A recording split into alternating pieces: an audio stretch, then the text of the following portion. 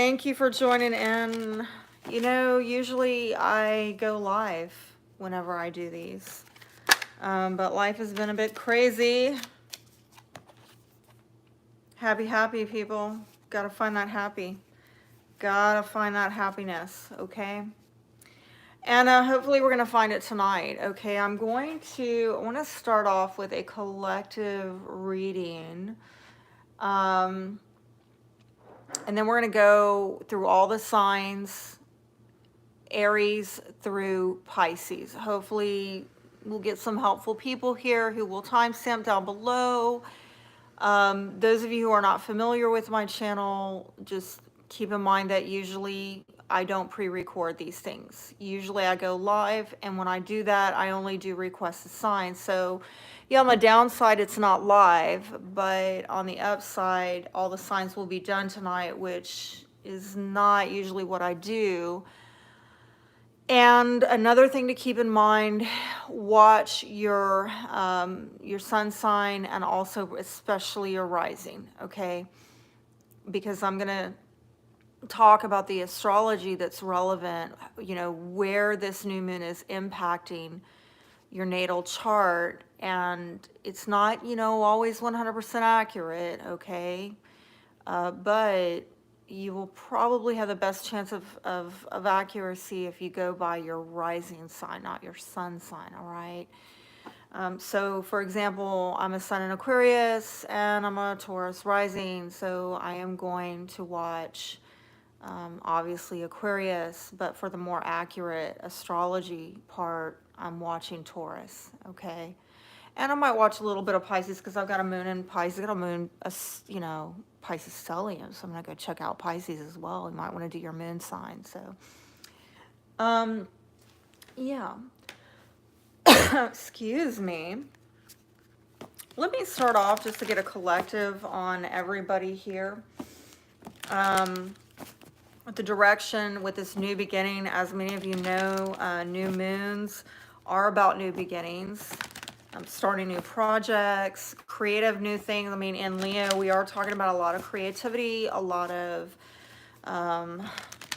going after, you know, what is of higher quality, right? Leo is about royalty, regality. By the way, happy birthday to the Leos. It's Leo season. I'm trying to get y'all's birthday report out, but it's been, you know, I've got a lot of irons in the fire, and I'm going to be updating y'all with little videos on that.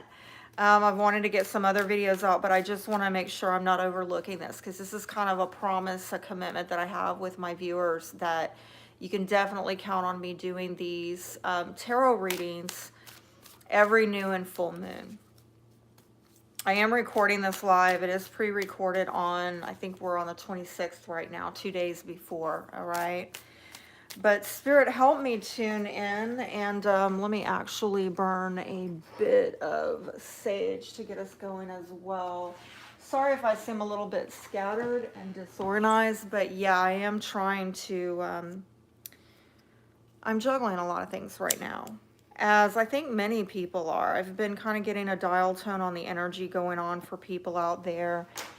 And I'm getting this vibe that it's go, go, go, go, go for a lot of people, even though we're getting into increasing retrograde activity. A lot of people are trying to get a lot of forward movement, as am I. You know, I've talked a little bit about that in recent videos. And I most definitely, as an Aquarian, been getting pushback. I wanted to talk to y'all about that, the Saturn in Aquarius energy, because it's like right on my sun right now. And I've also got an Aquarius stellium. So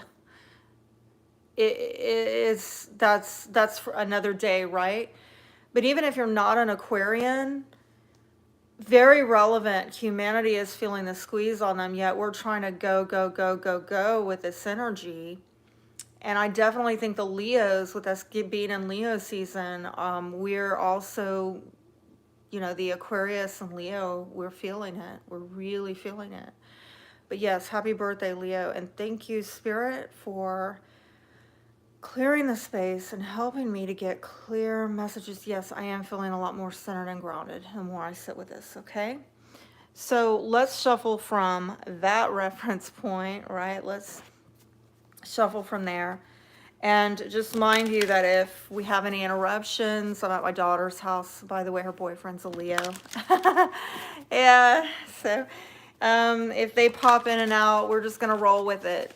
We're going to roll with it. We're going to make it happen. But let's see collectively, what direction does humanity need to take with this brand new moon in Leo? I just heard flamboyant, flamboyant. Look at that. Joy and delight.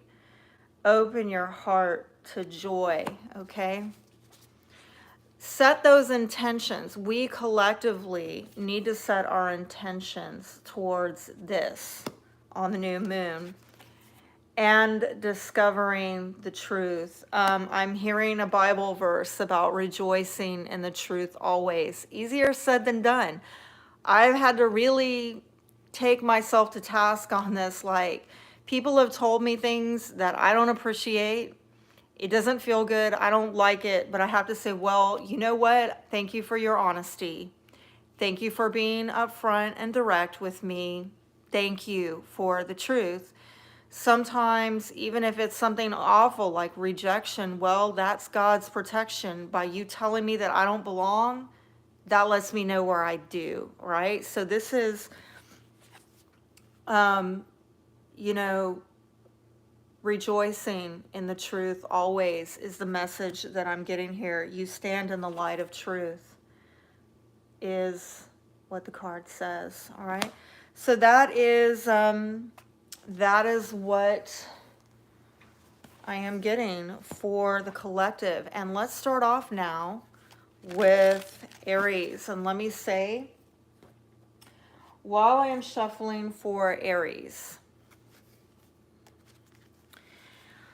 astrologically, particularly for the Aries risings, okay, we have this new moon occurring in your 5th house, having to do with creativity, children, fun, dating, romance. So this is a good time.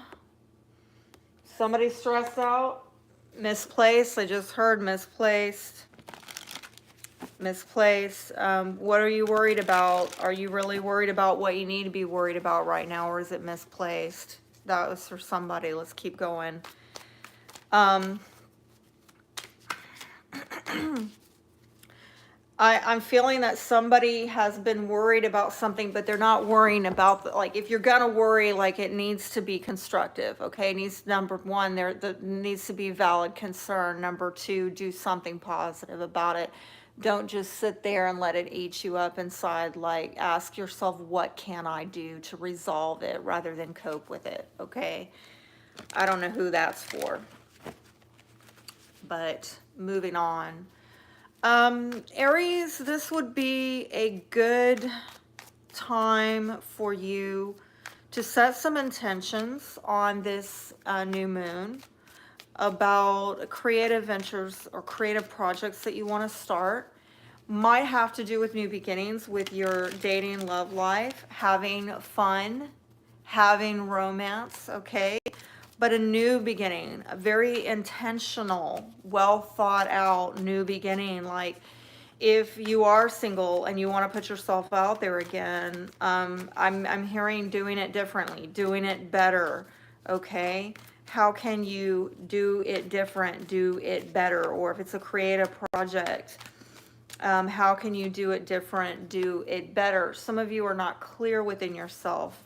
You have a lot of options. You're not sure what's viable. And I think these options came up because something perhaps ended with the death card there. Might have to do with a Scorpio. But there might have also been some temporary separation where you're taking a step back and you're having to really look at, you know, what's viable here and what's not, what's sustainable here and what's not, what's in alignment with me and what's not, what's really going to bring you happiness, Aries. What brings you happiness? Because that's what you need to, right? You need to tap into what truly makes you happy, okay? Let's do a 5-card real quick on Aries and let's see where it goes. All right, please show me. Well, that just came out more about happiness, and I'm hearing your cup runneth over. But are you waiting for it to come in, or are you trying to figure out how you're going to get expansion? Because again, what is really going to make you happy? You can go in a lot of different directions with your life, but which one is going to make you truly happy? I'm hearing follow your bliss, okay? Some of you, this might have to do with home, family. Oh, wow. Might have to do with an Aquarian. Some of you maybe communications, communicating what you're ambitious about, your ideals. Talking to friends and family maybe might have something to do with it. Some of you trying to seek stability with an Aquarian by talking to an Aquarian and stabilizing things. Please show me 5-card spread for Aries, Aries, Aries. At the foundation, you have a Queen of Swords, Aquarius, Libra, Gemini. Feminine energy, and the main issue here is about give and take in a relationship. What is being given? In the past, I think you were at a stalemate. And in the future, it looks like there is some kind of regret and loss because there's some separation here and not really getting all your cups filled up. You haven't lost everything with this person, but I think there is a focus on the loss here. What's hinging all of this is it's about love, it's about healing, it's about spiritual growth, and the outcome is that something is going to end, okay?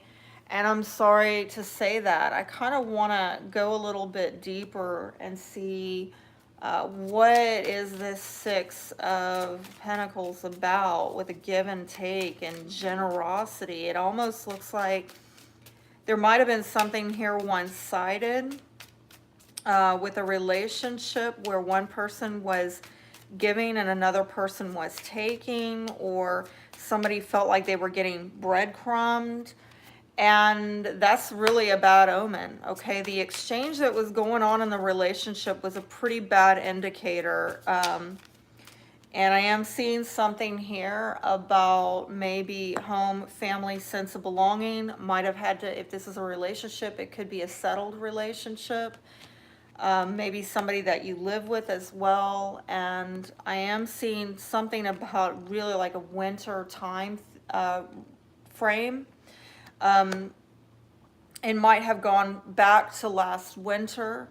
I'm getting a lot of 4, 4, 4. Like I've seen 4s throughout here with that 4 of Wands. Again, I'm getting a lot of stability, okay, security, having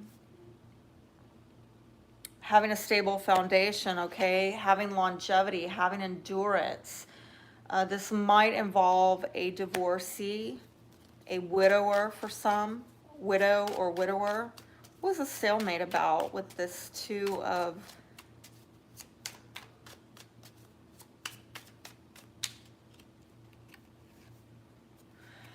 stalemate with possibly a mother figure, a feminine energy. If it's not that, it's about how you're going after your gain and provision. I am seeing also possibly a contract or written communications involving this person or this energy where you're just like at a crossroads, like you can't go any further. That might have been communicated in writing, like a text, email, letter.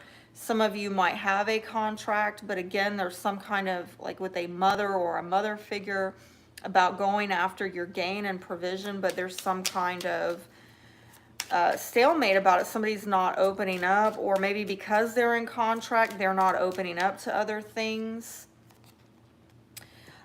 This grief in the future is about a blockage, okay? Somebody getting blocked, somebody getting taken to task and challenged, and needing to overcome. What is that blockage about? And the blockage is maybe somebody very important to you makes a very important decision. It could be you're making an important decision about an important person, or somebody that is very close to you that you feel a lot of affection for, a matter of the heart, a love matter, a very important decision about your love life. Either to put some block up there and not let people in your heart, or somebody's decided to do that to you. That's sad. Or you're sad because you feel blocked. I mean, you just feel blocked because there's some kind of challenge here. Somebody's made a decision about matters of the heart that is challenging. And so really what I see with the Ace of Chalice is some of you may be getting new love. Some of you very fertile energy, possibly a baby. Yeah. Tell me more about this. Well, I think that this is also about healing, okay? Healing the lack of confidence, the self-doubt, the uncertainty. I think this is going to bring up an issue with matters of the heart and needing to get more clear within yourself. And if you're not clear within yourself about your love life, the people that are near and dear to you, and if it's stemming from some lack of confidence or lack of clarity, Spirit is allowing these circumstances around you to bring about healing. But I think what the outcome here is, it's like something is definitely ending. And I think what's going to end is, you know, it might have to do with long distance travel, somebody leaving something or moving on, because something has reached the point of no return, or they're just moving on from, like, they're moving on from something that has ended. Okay. What I'm seeing at the foundation is that I think that this, you know, if this is an air sign that is relevant to you, this person is actually a very loyal person. They're like a companion. They're a friend. They're actually very a trustworthy person, okay? This person seems to be very clear within themselves. And maybe they're deciding to cut something out, and it might seem quite brutal, but let me get some advice for you, because honestly, I'm getting a lot of vibes here about your love life, about dating, romance. Let's get some love advice for Aries. Love advice for Aries. Romantic feelings. Your feelings are real and worth exploring.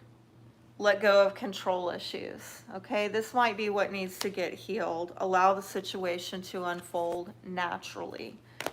And at the foundation, release your ex. The time has come to clear your energy. I did definitely see that there is a lack of clarity here and confidence, and that's needing to get healed. And I think that Spirit's trying to encourage you to just kind of move on. All right, let's see if you want to get more love in your life. Rest and relaxation is essential. We all have a fundamental need to take breaks.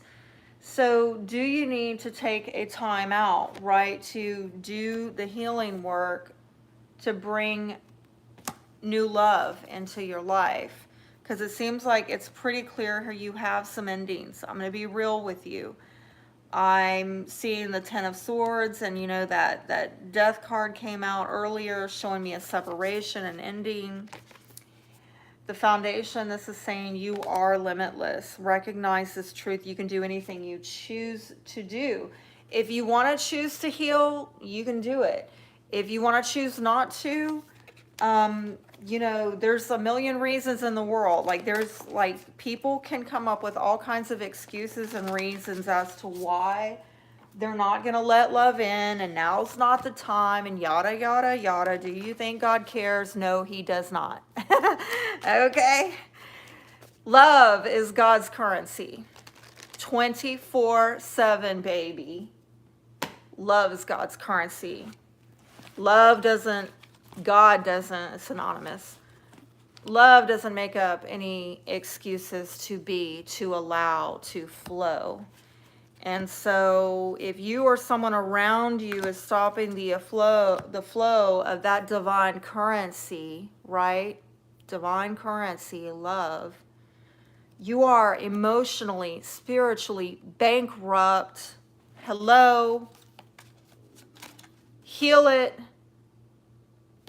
Put a fork in it, baby. Call it dead, finito, gone, finished, you're out. Exit. There's the exit sign, right? Get on out.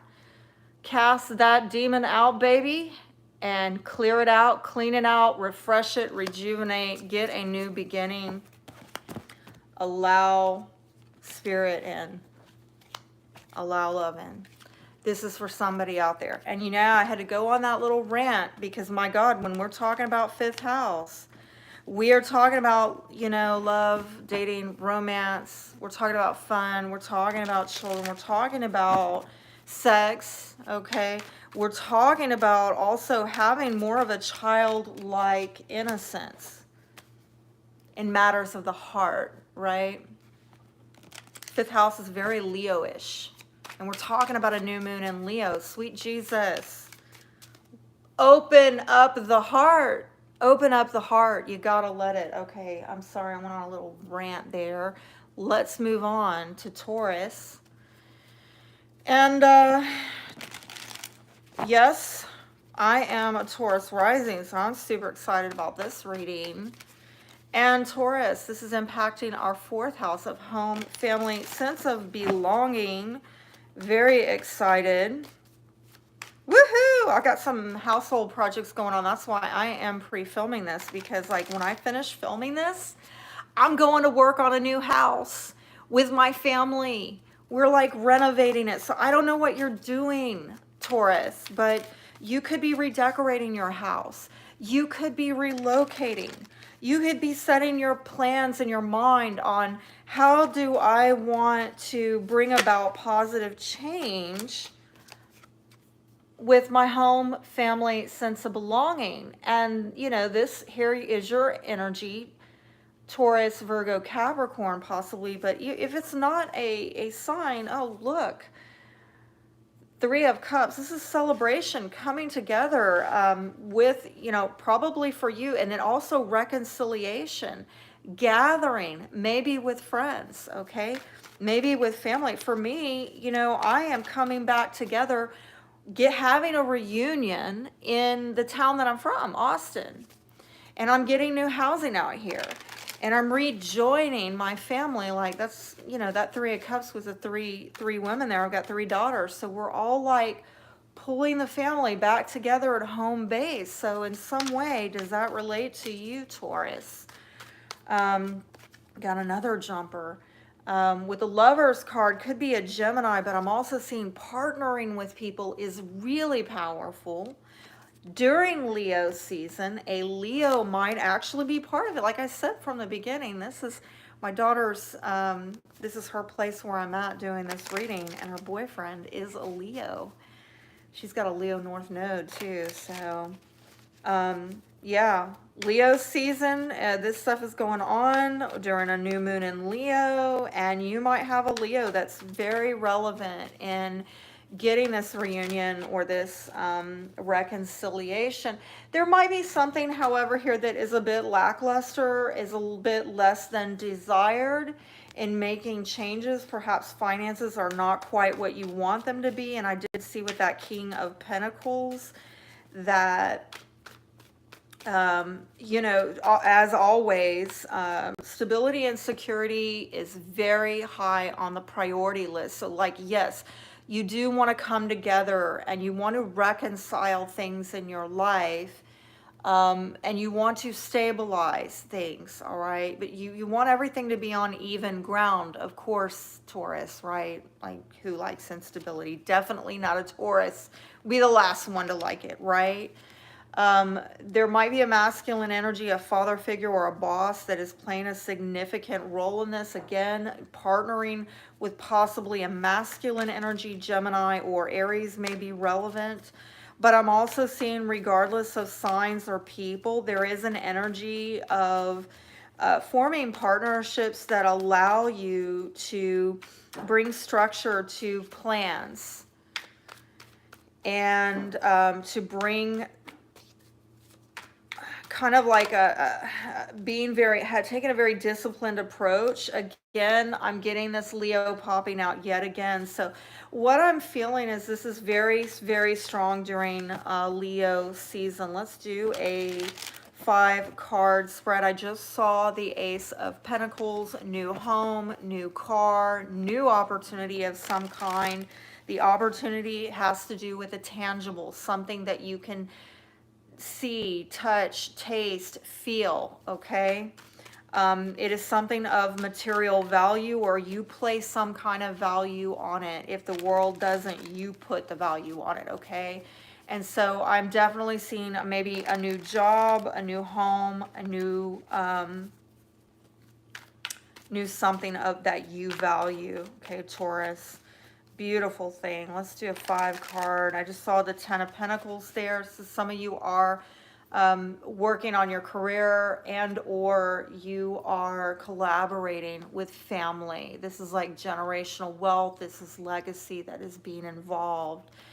Did I cut it? No, I did not.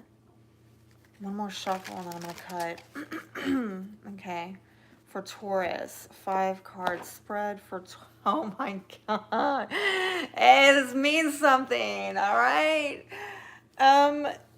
Yeah, you are like, I'm hearing you are at the top of your game. This is what I'm hearing.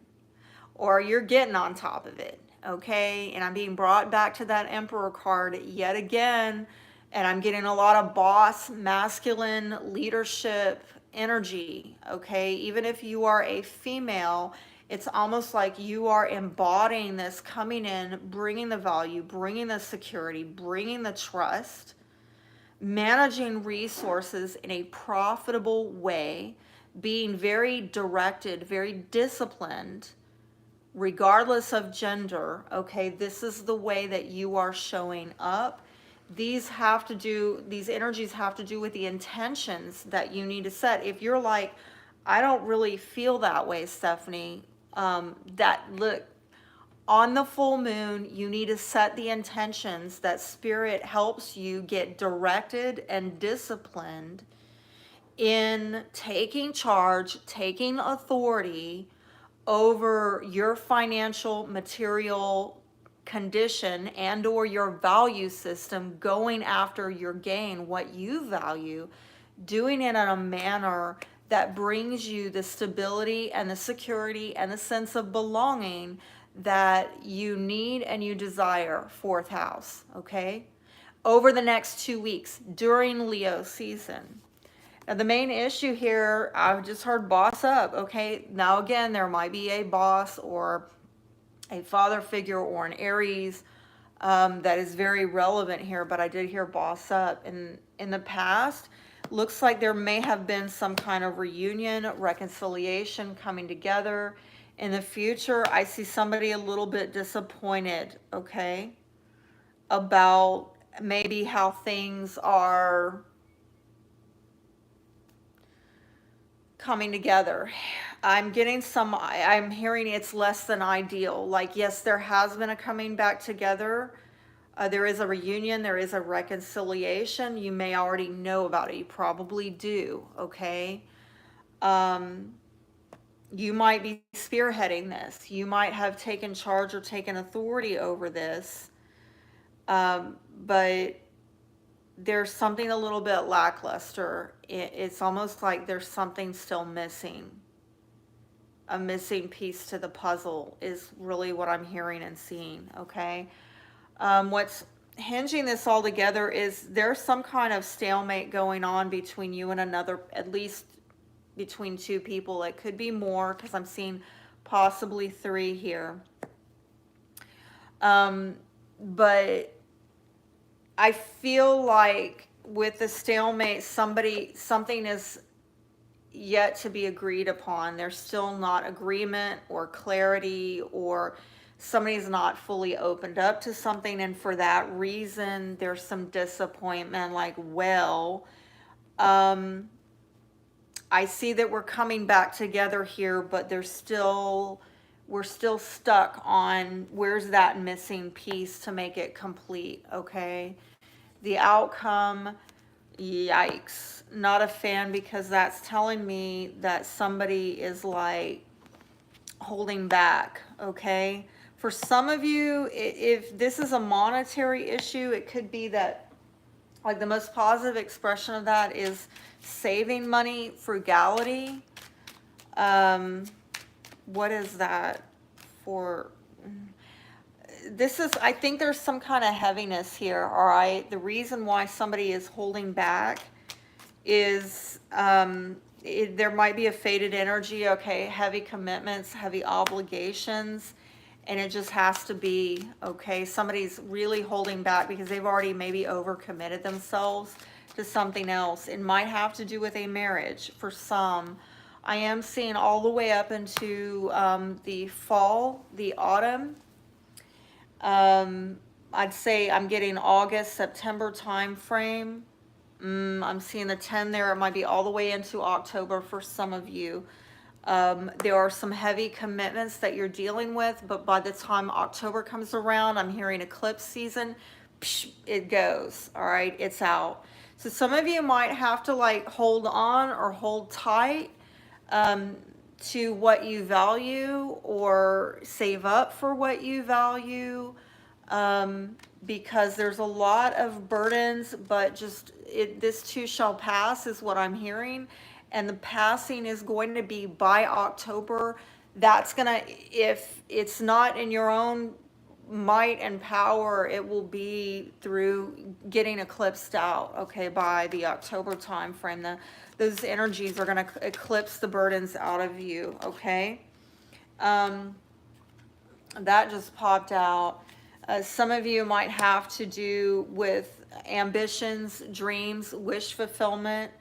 I'm also getting a lot of faded energy, like there's a timing issue going on here. I'm going to clarify that timing issue, but I feel like if you're having to hold off, yeah, wow, I'm getting November now for some of you. And October, November, I just told you this, okay? Look, the shift point is October, I believe. Things are going to start livening up. Do you see this? Do you see it's like an eclipse? That looks like an eclipse right there, okay? Things are going to really start going up. I'm seeing things thriving and flourishing by November. But if you're having to like reduce and cut things back, or, you know, you're having to be frugal, there is something I feel that you have been wanting for at least the last year. And it could be even longer. It's been up in the air. But listen, very soon, by October, you're going to shift out of it. It is in progress right now. Things are going to move forward. I'm hearing not to be discouraged, okay? There are pros and cons to everything. You're going to have opportunities. Some of them you might want to pass on because they're not really thrilling, and you might wait for a better thing to come along, whatever. Again, maybe you're holding off, maybe you're holding back for something bigger and better, okay? But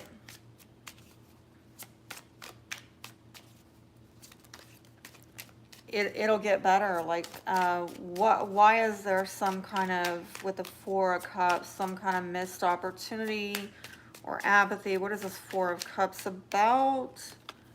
It's a feminine energy here. I'm getting the Sun again, Leo season, the truth of the matter. I think you see something clearly. It's a feminine energy is seeing something clearly, or if you're masculine Taurus, truth is coming out about a woman that you're seeing clearly. I'm also seeing healing, okay?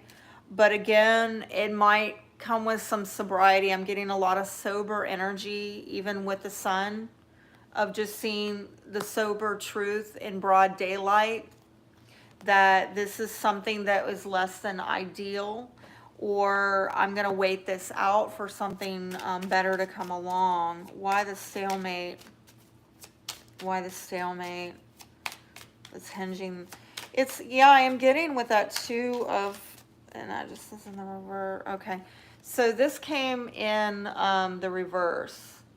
And I am getting with the 22, getting again a lot of master stuff going on, which I saw here. This is very faded, okay?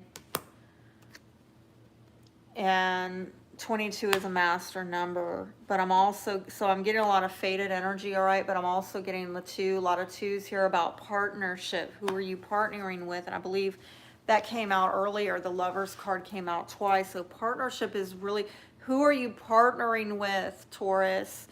Are you 2 on the same page? Are you moving in the same direction? I feel like over the last 2 years, something has been out of alignment. Maybe somebody needed the time to get in alignment with you, okay? Get on the same page, get on the same path, all right?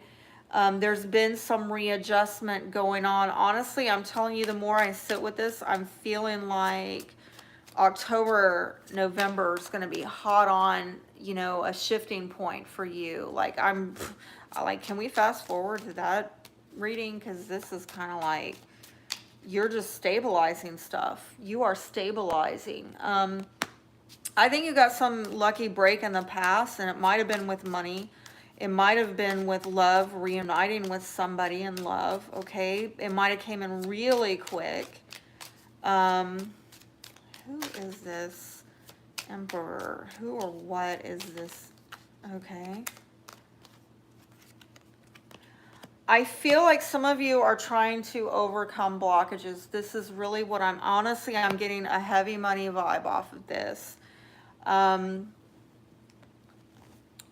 Gifts being given. Springtime might be relevant, okay? Some of you have been trying to secure things and stabilize things, something significant about last spring or into next spring. Again, why I'm getting this card over here about a year. Over the last year, over the next year. This is some kind of cycle I'm also seeing with that crown there.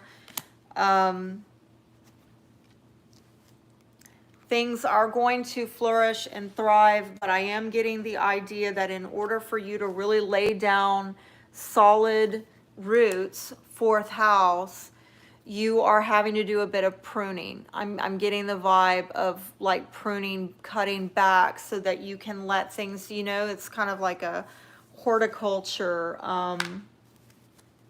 agriculture type of, right? I'm not really much into that, but right, people usually they will prune plants back so that they grow better in the spring. Okay, so there's some kind of pruning that you're having and holding back so that you can overcome these limitations, challenges, blockages. You can take charge of this, climb that mountain, get to the top of it, right? But what you're having, and again, I'm getting with that mountain back to these heavy commitments, burdens, responsibilities that are making you have to just hold back. So don't be disappointed. I'm trying to pull a bit of financial advice for you because I'm getting a lot of money vibes or financial vibes or material vibes off of this. Oh, love it. Look at that.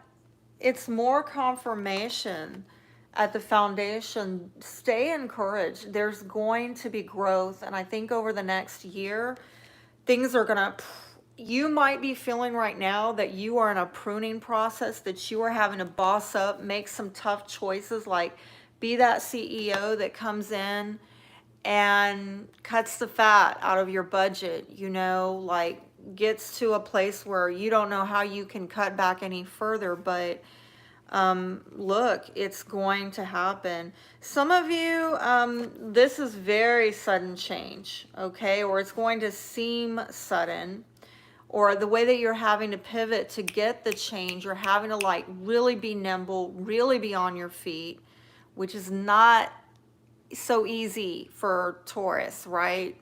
For the bull. Especially if you're like me and you've got other fixed placements, Taurus, Leo, Scorpio, Aquarius. We're fixed. We don't like change a lot, but this might be really key to getting growth. That some of you maybe up into next spring need to be careful about frivolous spending. You might need to, some of you take out a short-term loan, or I'm hearing for others of you pay down the loan, and that's where this frugality is coming in. You're paying it all down to get leverage so that come spring you're debt-free, or your credit is repaired and you're able to actually make some bold boss moves that enable you to overcome challenges, okay? Some of you might be taking on some temporary jobs in order to do that, or there's a lot of change going on in your work environment, but nevertheless, I am seeing things are going to take off for you. What was at the foundation there? Yeah. Oh my God, this is double confirmation. Wings, look at that. Rising above money issues, business taking off, profit. Some of you are doing spiritual work. Some of you get things to take off and lift off by really honing in on your life purpose, destiny. Like, just stop fussing around with what everybody else is telling you to do. Go get a job, go get a stable job, you know, doing whatever, working down at the post office, who knows, okay? No, do what you're here to do. Do your 10th house, do your midheaven, okay? And if you don't know what that is, you need to look it up. You need to get on point, on mission. Some of you, stop worrying about the money, stop worrying about conventional wisdom, and do what you're here to do and ignore all the rest, okay? I know it's kind of bold advice for a lot of earth signs to be told that. It feels very insecure, but that's what I'm feeling led to tell y'all. And hopefully you got something good and helpful out of that message. Let's move on. We are going to do Gemini. Gemini, this should feel pretty interesting to you, I think, because this is hitting your third house, and third house is very Gemini. So this will have to do with communications, which y'all are gifted at. Clear thinking, oh yeah. And for some of you also, this might involve siblings. It might involve neighbors. It might involve learning, like, you know, primary school level, elementary, middle school, things like that, okay? Local learning, leisure learning, okay? Not so structured and high-minded, lofty, right? I am seeing that some of you are maybe holding yourself back from something ending. You don't want something to end, and it's something that you've lost a lot of sleep over, or you've been worried about, you've been concerned about. Some of you may have even had bad dreams. I just saw the tower there. Are you afraid of something ending or falling out? Afraid, wondering, is this even going to make it? Am I going to be able to continue on with this? And some of you are, I'm hearing, avoiding the inevitable. I'm not going to take any of those because they all landed up right, okay? Let's see, and it was a lot.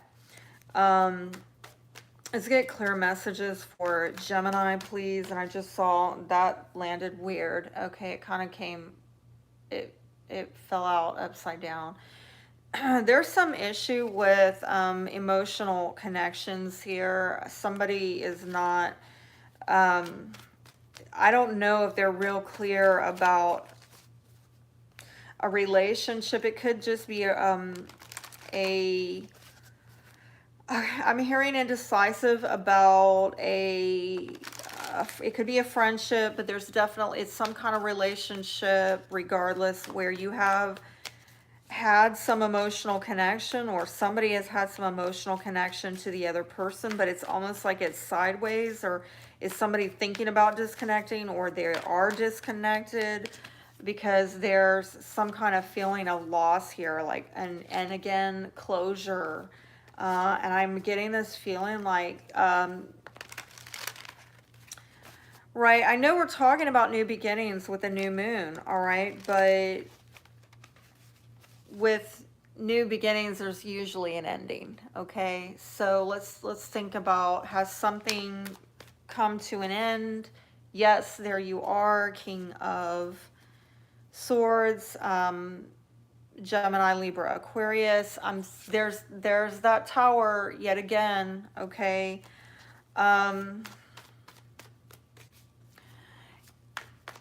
Something I think is, it might have to do with a sibling, a neighbor, somebody that you deal with on the day-to-day, okay? Somebody who's kind of in your inner circle, or you just deal with them on the day-to-day. Now with the, that's, you know, your energy, Gemini, coming together, reconciling. So I mean, honestly, with all these cards that are flying out, I am getting this general vibe, this theme of somebody is having trouble letting something end, okay? Somebody doesn't want to let go or allow closure. Somebody wants to reconcile, heal it. Let me see if I can get more advice for Gemini. That just, there it is again. Some of you, reconciliation, reunion, but somebody else is guarded about it. I'm getting like contrasting energies, and they're like, somebody is being offered, but the other person is like, no, I don't. I'm getting the feeling someone wants to reconcile and somebody does not. Somebody wants to end something and somebody does not, or they're afraid that it's going to end and they're not open to letting it end. Okay. That's rough. Let's do a 5 card for Gemini. So this might be somebody that you work with the 8 of Pentacles. Could be a coworker. The main issue, see, here it is, could be somebody that you collaborate with, somebody who you network with. You have friend groups together. In the past, looked like there was a lot of positivity here, a lot of really good vibes, a lot of, I'm getting growth. It looks really good, really optimistic, okay? In the future, though, not so clear. Something is being veiled. There's fears, insecurities, doubts. Might have to do with a Pisces or a Cancer. What's hinging this all together is this air of self-sufficiency of, you know, I've got this. I've got more than enough for myself and others. Again, this could be like a single woman. This could be Virgo, might also be relevant. And the outcome, well, look, things are going to move forward. I'm going to see how, okay? But things are definitely going to progress. I feel like overall the energies are pretty positive here.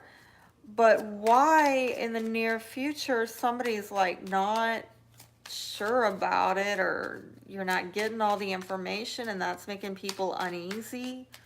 Let's see what this 3 of Pentacles is. Wow. See the Sun again. Okay, so this could be teams that you work within, people that you share resources with. Okay, this is not people you work with, or groups that you socialize with or network with for whatever reason. This could be people that you share resources with, like house sharing, carpooling, things like that, okay? Really looked positive. Like, I think also somebody is maybe wanting to heal something here. They're wanting some kind of collaboration that just blesses everybody, that is a positive exchange for everyone. But maybe wanting to make some commitments or alliances with people that,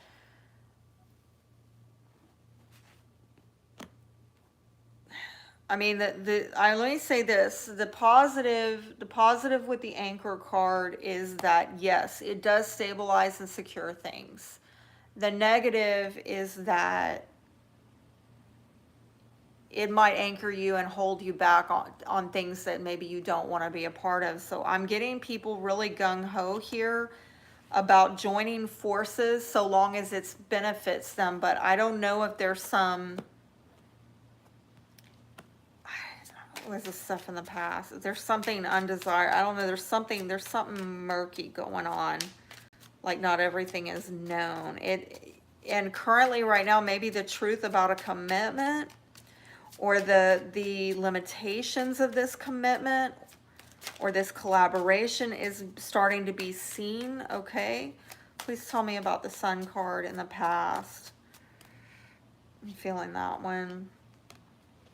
This is a very important person to you, and perhaps this person makes important decisions about your life that affect you.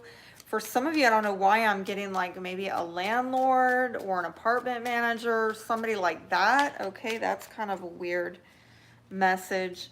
Some of you, this has to do with over the last 2 years and putting a lot of money, okay? Again, you know, that would be like a lease term. Think about how much money you put into a 12-month lease or a mortgage, okay? Over the last 2 years. Like I'm talking about a lot of money.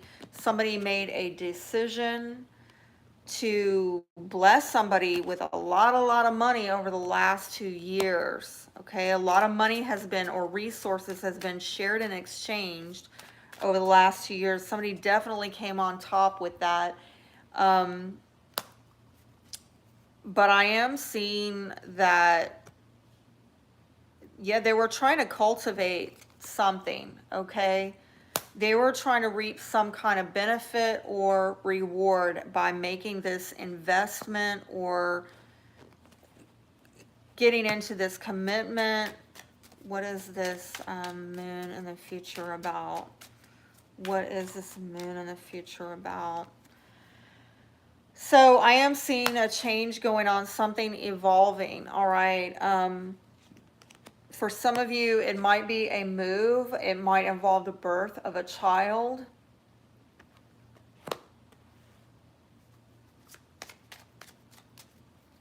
I'm going to pull from a different deck on that. What is that moon card about? 5 of Cups in the reverse. I think in the future, I think somebody has realized that in order to progress something, they're going to have to accept some losses and move on, okay? I don't know. It looks like in the past, things were super positive, or somebody got really blessed over this decision, this commitment, this alliance, this, you know, collaboration. But now somebody's like moving on to get evolution with their life. And I think it's coming through this, maybe this pain point of saying, you know what, I'm going to have to accept my losses and move on. Because there's something, I don't know what that is like. What is that moon about? Tell me more about that moon. Tell me more about that moon. Tell me more about that moon. So this might have to do with family. If it's not family, it's health. If it's not any of that, it could be a relationship where things are growing and thriving. I am seeing possibly, you know, a family moving here or a family growing, like maybe through the birth of a child. I am also seeing something into the winter time, okay, that things will evolve into winter time. But it's going to come through accepting some kind of loss and just getting on with it, okay? For some of you, there is somebody in this family that is a divorcee or a widower, is in the family, and in some way they are impacting the change, or they're impacted by the change. I'm going to be straight with you. That moon card keeps messing with me. I feel like I'm not getting to the bottom of it. It's so Neptunian. I'm in a fog with that moon card. I keep drilling down and drilling down. And I feel like I'm not even getting to the fullness of it. I feel like I'm getting lost in the minutia of, and I don't even think I'm getting to the main punchline. For some of you, I want to caution you about health. I don't know. This is a weird message. This might have to do with fertility issues, infertility, or somebody going through a change in life. And I'm seeing, again, there's this timeline of things evolving between now and winter time. Okay, so I'm getting next full moon and then into next February. And February would be the end of the winter, okay? So I'm going to say I'm getting a little bit ahead of myself on this reading, but sometimes it happens. This is a very spirit-led reading. I don't want to box it in. I go wherever spirit leads me to go. And I feel like right now what spirit is telling me is that y'all really need to tune in, Geminis. You need to tune in when I go live on the next full moon, because yes, for this new moon, it's important to set intentions and all of that having to do with third house matters, you know, how you're communicating, how you are connecting with siblings, neighbors, particularly the Gemini risings, okay? However, what's going to be super critical, actually more important than this new moon for you, is the next full moon. You need to let go of something. You need to release. And this is on an emotional level of accepting some losses and moving on. And it might have to do with something that you've been very unsure about. Let me see when that next full moon is so you can tune in around that time. Something that you've had a lot of doubts and insecurities about, you need to do the release work around that full moon. Do I have it even written out here? I don't know if yeah, that's new moon.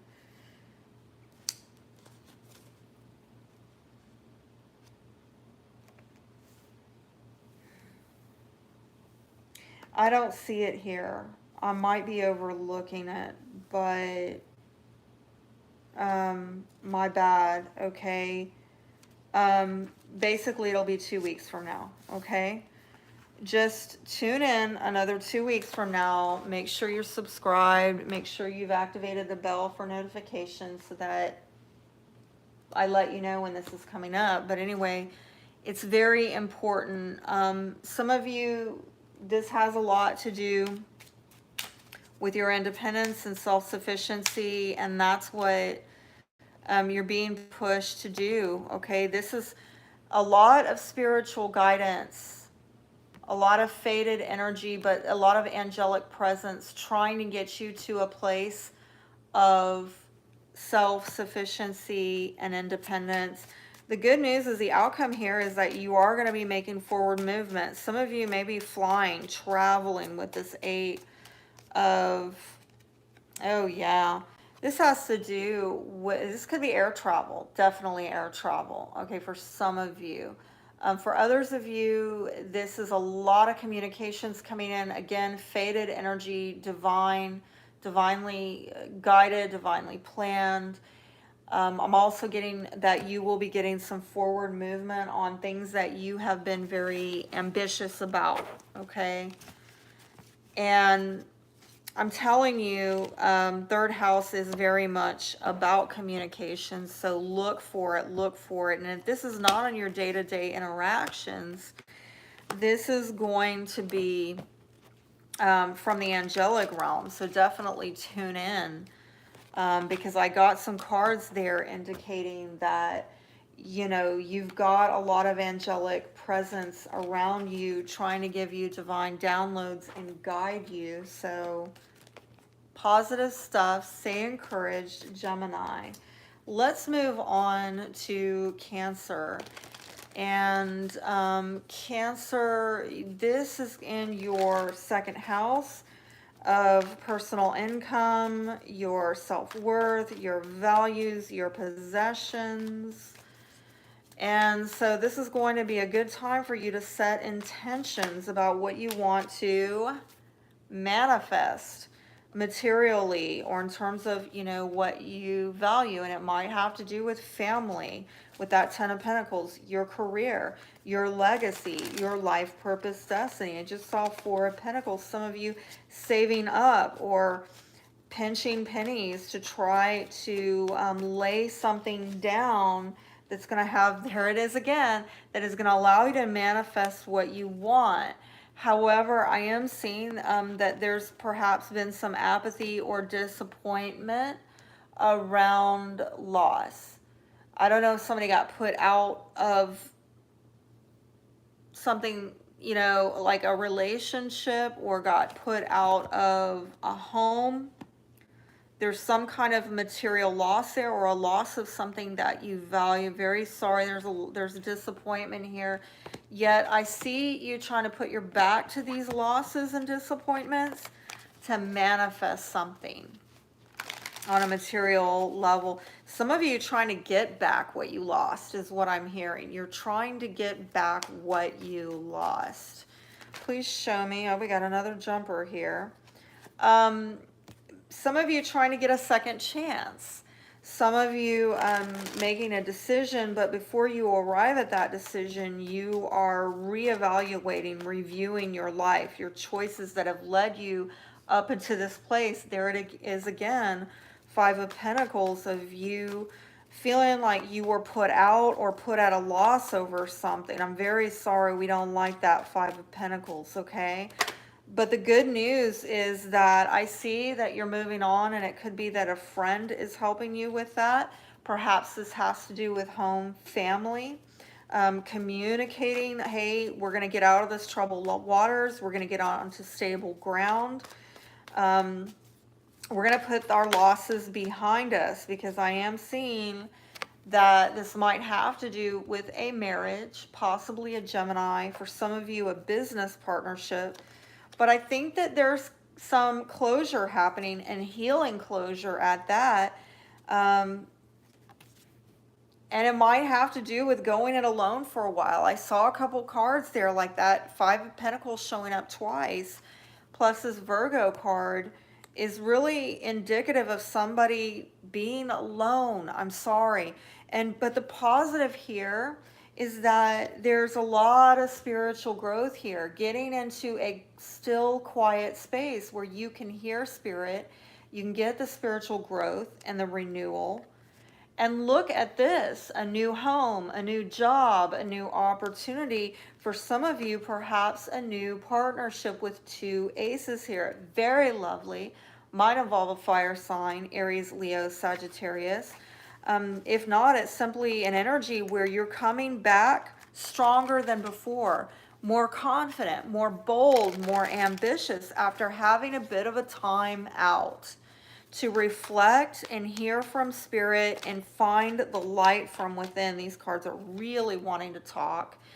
I think, yeah, this is about you getting into a happy place. Also, maybe involving a fire sign yet again, Aries, Leo, Sagittarius, or simply you stepping out, taking a bold, confident leadership role to go after what makes you happy, what gives you wish fulfillment. It might have to do with business leadership, entrepreneurship, okay? I'm also seeing this fire sign is tackling an issue where things have not been agreeable, okay? Maybe verbal disagreements. There's the Magician card again. This is a vibe for you, Cancer. You are the only sign so far. I've done 3 other signs. Nobody else has gotten the Magician card tonight. And so far, what I've seen this pop out like 3 times. You're manifesting, manifesting, manifesting. On this new moon, claim it. Claim the manifestation power that is within you. But again, I'm getting something about grounded manifestation. Very down to earth, very practical, very stable and secure. I'm only working with viable, sustainable resources. If this is fleeting, here today, gone tomorrow, ain't manifesting with that. Next, right? Some of you are trying to manifest because again, there's been, I think it might have been within, it could have been within a family, it could be in a workplace where there's disagreements. You have to be careful with that 5 of Swords of creating win-win opportunities, solutions, okay? Because when we see the 5 of Swords showing up in a reading, it's indicative of win-lose dynamics, where people have this attitude that if you gotta lose in order for me to win, well, I'm all right with it. And this is why people have trust issues, like all over. This is why people are risk adverse, commitment phobic, love adverse, you know. I don't know that this is necessarily love relationships with you. I feel this is more on the money front. It could be in the workplace. It could be within a family, right? Because I'm seeing a lot of pentacles popping up and knowing that this is hitting your 2nd house. I'm getting more of a material vibe than a love vibe, right? More of a money vibe than a love vibe. Although it's both money and love are Venusian. So take it how it applies. Let's see for Cancer. Okay, something was messy there, the way that divided up, whatever. So, okay, the foundation here, you have 6 of Cups, which can be about nostalgia, but it might also involve children, again, possibly family. And the key, if you are dealing with generational wealth, there's something quite significant here about the past and possibly involving children in a family dynamic. The main issue is that we saw it before, we're seeing it again. You are trying to get on with something in your life. In the past, might have had to do with marriage, family, commitment, some ideals. In the future, God, not a fan. What is that about? 5 of Pentacles. We're going to clarify, okay? What's hinging this all together is investment, long-term investment, and staying the course, okay? Working that field in the heat of the summer, because you know if you don't keep plowing and working and watering and weeding that field, you're not going to have a harvest come autumn. And if you don't have a harvest come autumn, how are you going to make it through the dead of winter? It's really looking at the long-term strategy and not quitting, keep going, okay? What are you investing in, Cancer?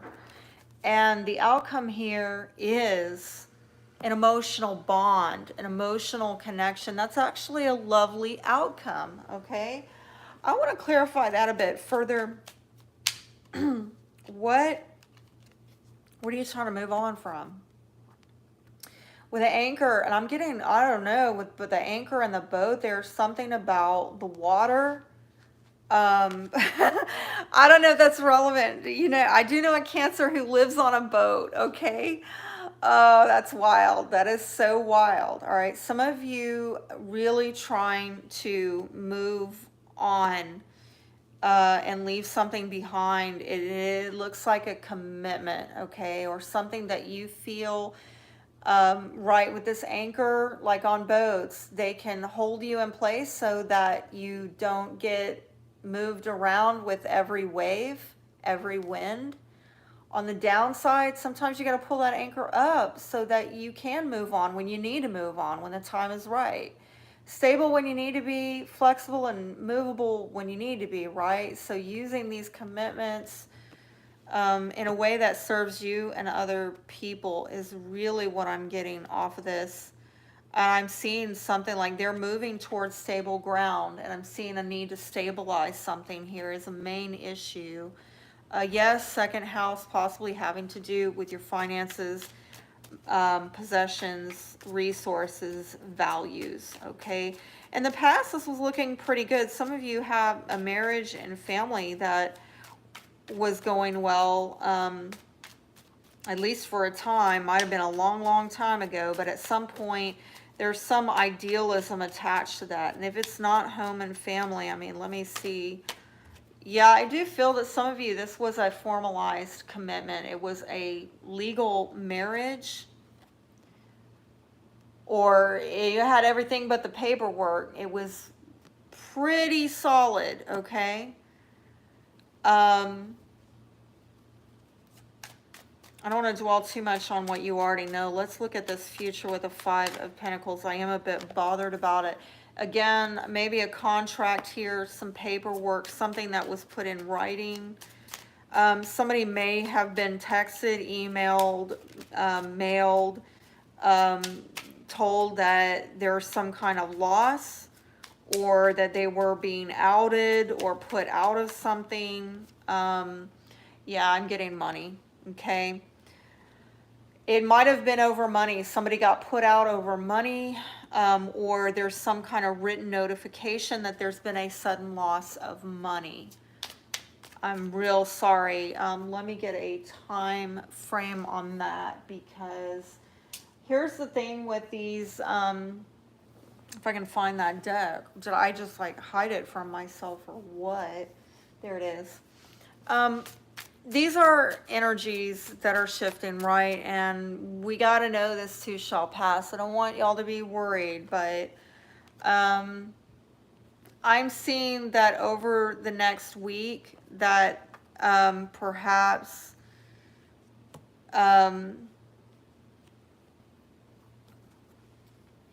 for some of you, there's been a 5-year period going on. For the last 5 years, you might have been dealing with this, or there's something about the past 5 years, and over the next week you're dealing with it, and it might be again that you're at a loss because you have been giving money, okay? Anything more? Divine timing, okay? Sooner than expected. Okay.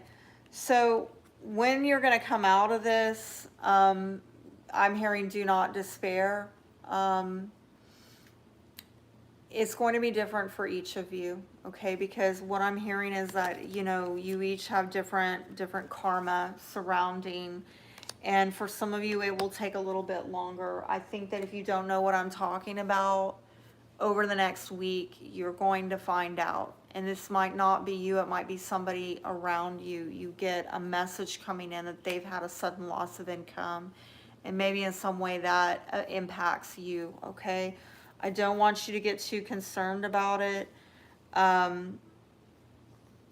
think you will recover from this sooner than expected, but I think the recovery time is going to be very dependent on individuals and how much karma. Some of you have been reaping this karma for the last 5 years or so. That's deep. Okay, that's really deep. And I'm seeing with the coffin in reverse, you're trying to put this behind you, okay? And the karma is about putting it behind you conclusively, okay? There is something here about commitments and stability and security. I see that as the main issue.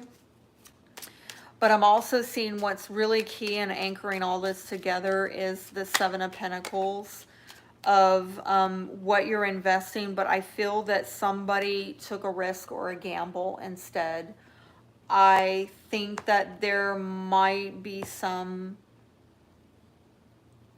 lesson about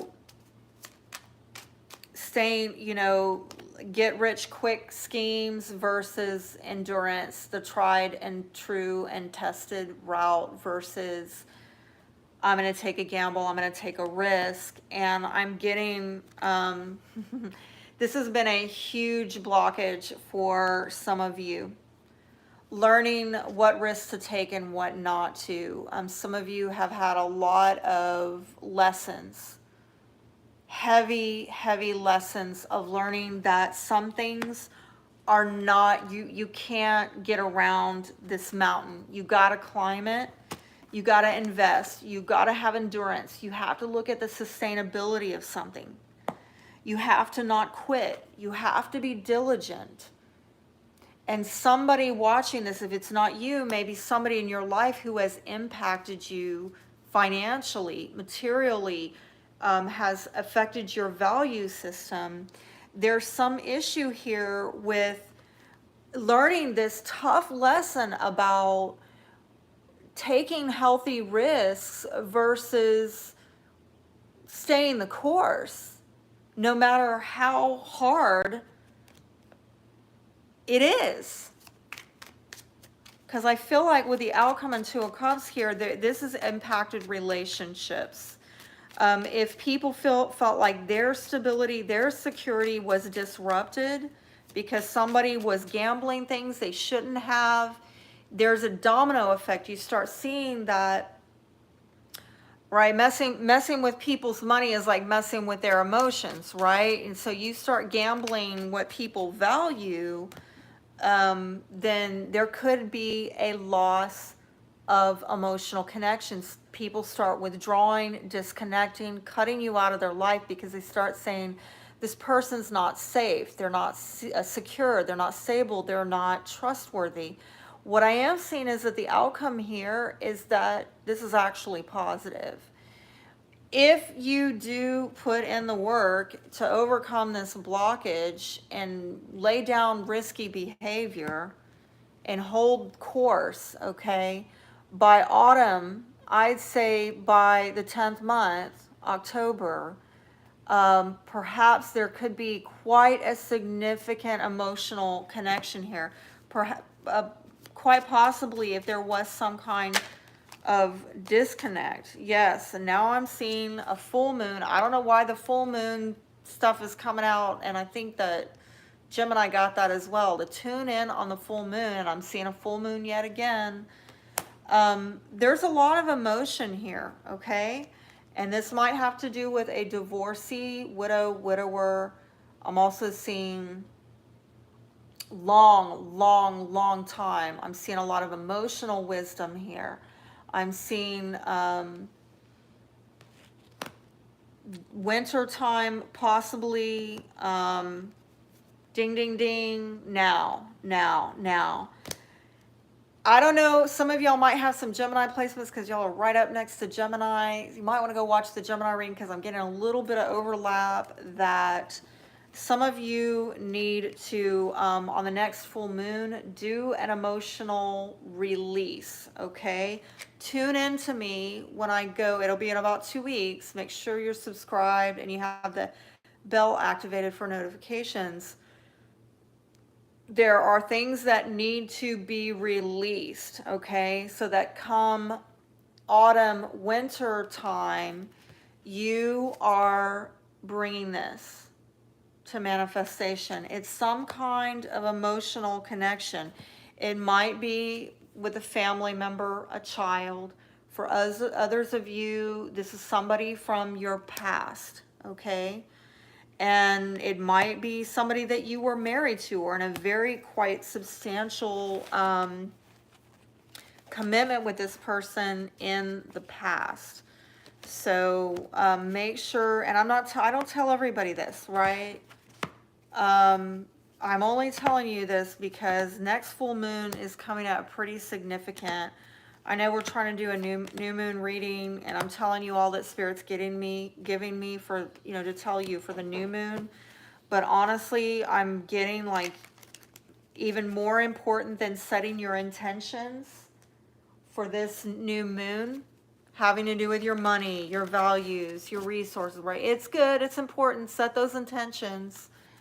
But I'm hearing intuitively even more important is that you are doing the proper emotional release come that next full moon. And I will be talking about that soon enough. Let's move on to lovely Leos. Happy birthday, Leos. I feel like I am going so slow. But, and I don't at all want to shorten your stuff because it's your birthday month. My gosh. I mean, I know some people like me to get to the point. But most of my viewers like that I really sit with y'all and your energy. So let me give the attention to Leo, right? Y'all know y'all like that, right? It's Leo season. And this is obviously hitting your first house. It's all about you, Leo. Bask in it. Love it. Okay. On this new moon, you know, gosh, go do something. Set some positive intention about yourself, your life for this new birth year. And yes, I need to get out your birthday reading report. God willing, I will get it out over the next week, okay? And that will give you some advice over the next birth year ahead. That kind of flipped up upside down. Some of you not feeling yourselves, right? That was a Leo card. That was a strength card. Some of you, honestly, you should be feeling a lot of vitality with the sun in your sign during Leo season, okay? But maybe you're not real clear about where do you set those intentions over the next 2 weeks, specifically when we're talking about the new moon. Yeah, I think that some of you are not real clear, not seeing it. Maybe you're not open to it, all right? But look, there needs to be some clarity. Perhaps an air sign, Aquarius, Libra, Gemini is relevant. But honestly, I feel this is about you getting clear within yourself and maybe taking a time out just to pull back and find that light from within. What do you believe in? What can you put your faith in? Some of you, a Virgo or a Taurus, might be relevant. Perhaps commitments, support, issues of support might be relevant for you to take a time out, meditate on, get some spiritual guidance on what can you commit yourself in with a new creative start. Possibly with a business venture, maybe travel, okay? Some of you overseas travel.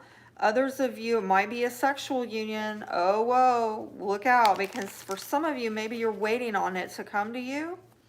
Others of you, you're already in a sexual union. Beware, there might be somebody in the partnership that is looking outside of the partnership for expansion. Sometimes, not always. That's what that 3 of Wands can be. Is there something that you're wanting to get closure to with a World card? And this is involving your sign, right? With the World card, we have all the fixed signs on there. Leo, Scorpio, Aquarius, Taurus. So here's another card, Scorpio, fixed, but a sign of separation, endings. Just like that World card is, you're needing to get closure or end something, end a chapter in your life, and might have to do with a feminine energy, possibly again a Taurus or an Aries. It might have to do with also just what I'm seeing is getting some growth in your life and being brought back to that 3 of Wands. What do you need to end in your life in order to get growth in your life, okay? Some of you, again, I'm seeing you need to pray and meditate. You need to take a time out on emotional values, how you're going to communicate your emotional needs in order to get the expansion in your life yet again. So that's a synchronicity. That just keeps popping out. Okay, so let's shuffle one more time for Leo. Wow, okay. One more time. something's not coming together easily. I think it's because you got to end something to get, something's got, we'll find out what it is, okay, Leo? And what I'm seeing here at the foundation, we have the Hierophant. So this might have to do with your belief system, might have to do with traditions. Perhaps a Taurus is relevant, or a marriage or a commitment. Main issue is something has ended. We got that card before. That's a synchronicity.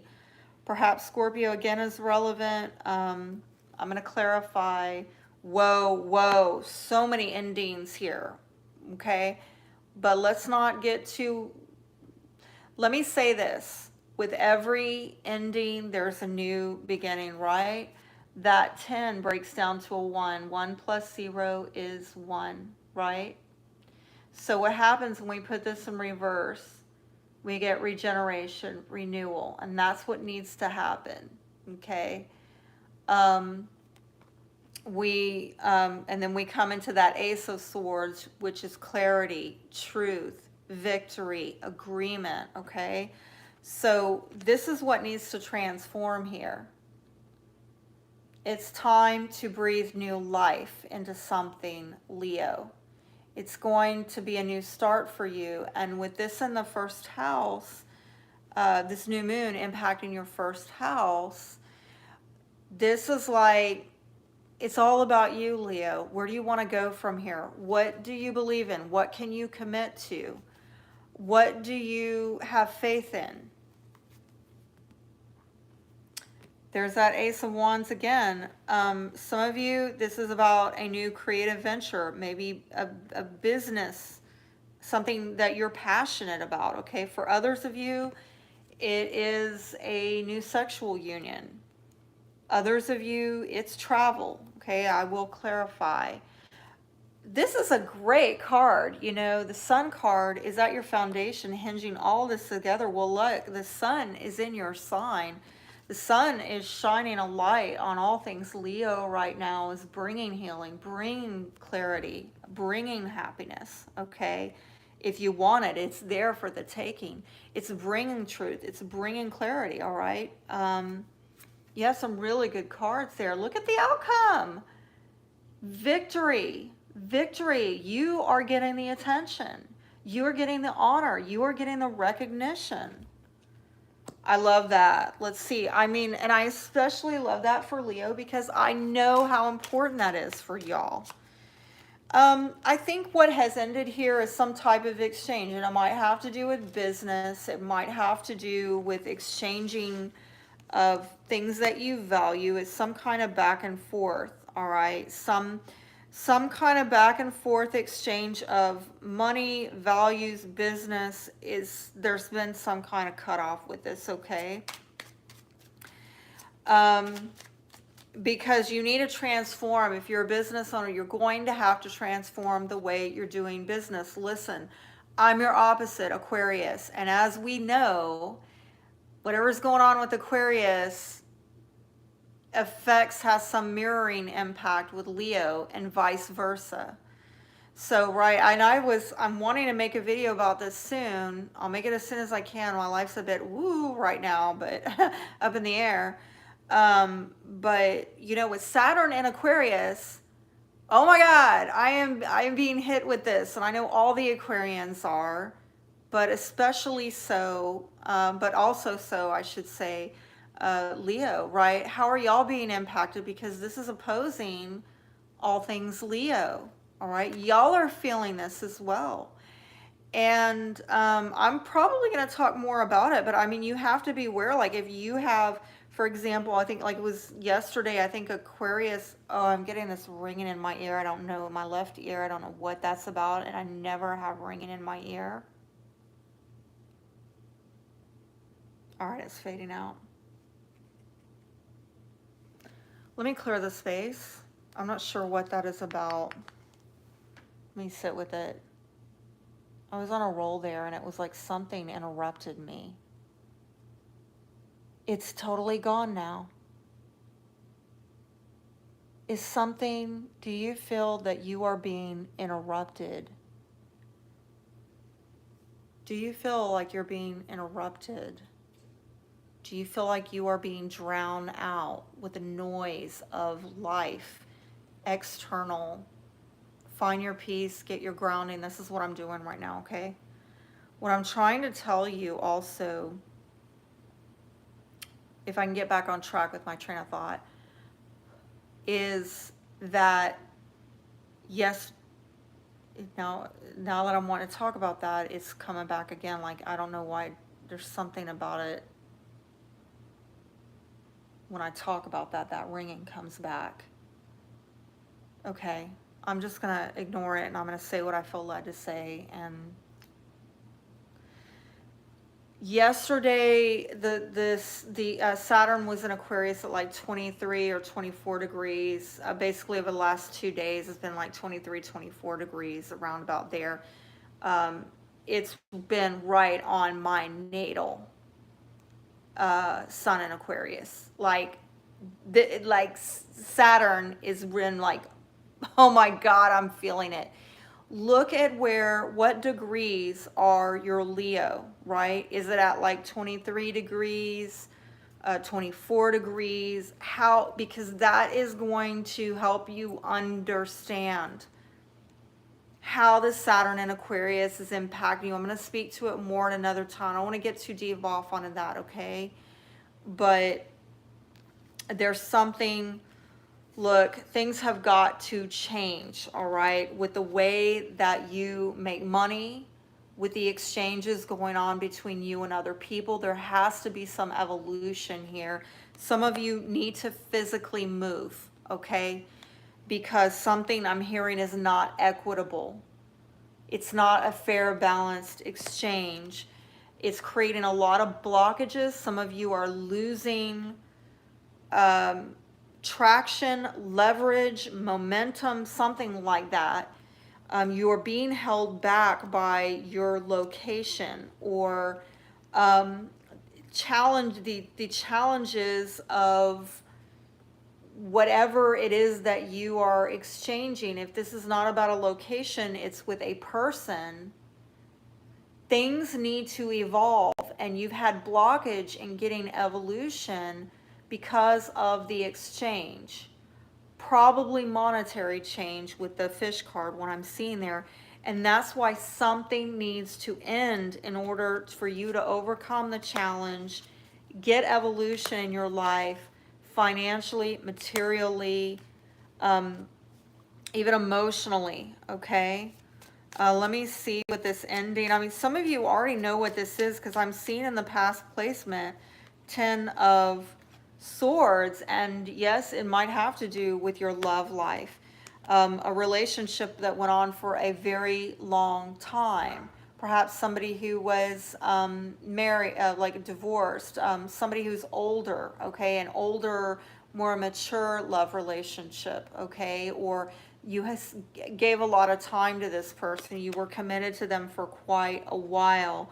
Something about last fall might be relevant as well. Perhaps an anniversary of an ending or something like that, okay? Some of you, if you are a widow or widower, again, I'm sorry, it looks like if none of that rings true to you, if this is not about your romantic life, and I'm sorry if I seem all over the damn board here, but when we're talking about this new moon in your first house, it's all about you, and you are a lot of things. You got a love life going on, you've got a career, you've got finances, you've got family. So we got to take it how it goes, but I do sense for some of you this was a relationship that ended, somebody near and dear to your heart that you were very affectionate about for a very long time, and ending with that person. If that is not you, I'm just seeing something that really something that really you felt affection towards for a very long time, person or not. It really tugged at your heart for this ending to happen, okay? And some of you, it was a long time coming. All right. In the future, though, it looks like you got a brand new beginning. Please tell me more about this ace. And I think the new beginning is going to be about a very important person in your life. You making some very key decisions to get a new start, to take some initiative. And I'm getting, okay, I'm getting something here about how you earn your daily bread, okay? And making commitments that really open up the floodgates for a lot of positive good luck and fortune to come in for you. Look at that. And maybe it's through contracts, okay? Signing contracts, making commitments. For some of you, it could be a marriage with a very important person who brings you a lot of good luck and fortune into your life. But this would be somebody that you actually, you know, you put a ring on it, you put it in writing. Okay, this is actually, some of you, you get a new love. Let me find out a time frame on that. When is it? Because I mean, Ace of Wands is pretty right here, right now energy, but tell me more about that. Don't wait around. Honestly, I'm being brought back to this. Okay?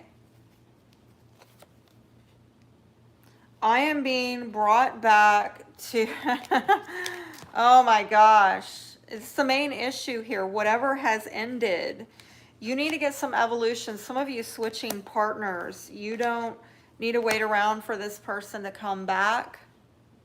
Some of you are married to this person and you're never going back. Don't wait around is what I'm getting. And I'm hearing something about December, okay? Between now and December, you get this brand new, I'm getting a lot of stuff for you actually with this Ace of Wands. I'm getting for some of you marriage. I'm getting for a lot of you commitments. And whatever these new starts and commitments are, yes, they might involve travel. Some of you, I'm getting hill country, and it's odd because I live in the hill country, Austin area. I'm seeing some area where, again, there's solid ground, okay? And I'm getting that castle there, building your castle, all right? Some of you traveling to this location, you got to move on. Don't wait around. It's in the works. You got to step into your power. And by December, I see this manifesting through commitments and contracts that are very much going to prosper you. Why? Because this is at the foundation. The sun is shining on you. The sun is boosting your confidence and vitality and healing and clarity, okay? Spirit is trying to show you where it's at by showing you where it's not at anymore, okay? I know, because some of you are like, man, I am like this. Look at the contrast. That's death, that's life. That's decay, this is vitality, right? Dark versus light. Some of you are in this energy right now and you need to be encouraged. This is why. Spirit is shining a light on where you belong by showing you where you don't belong.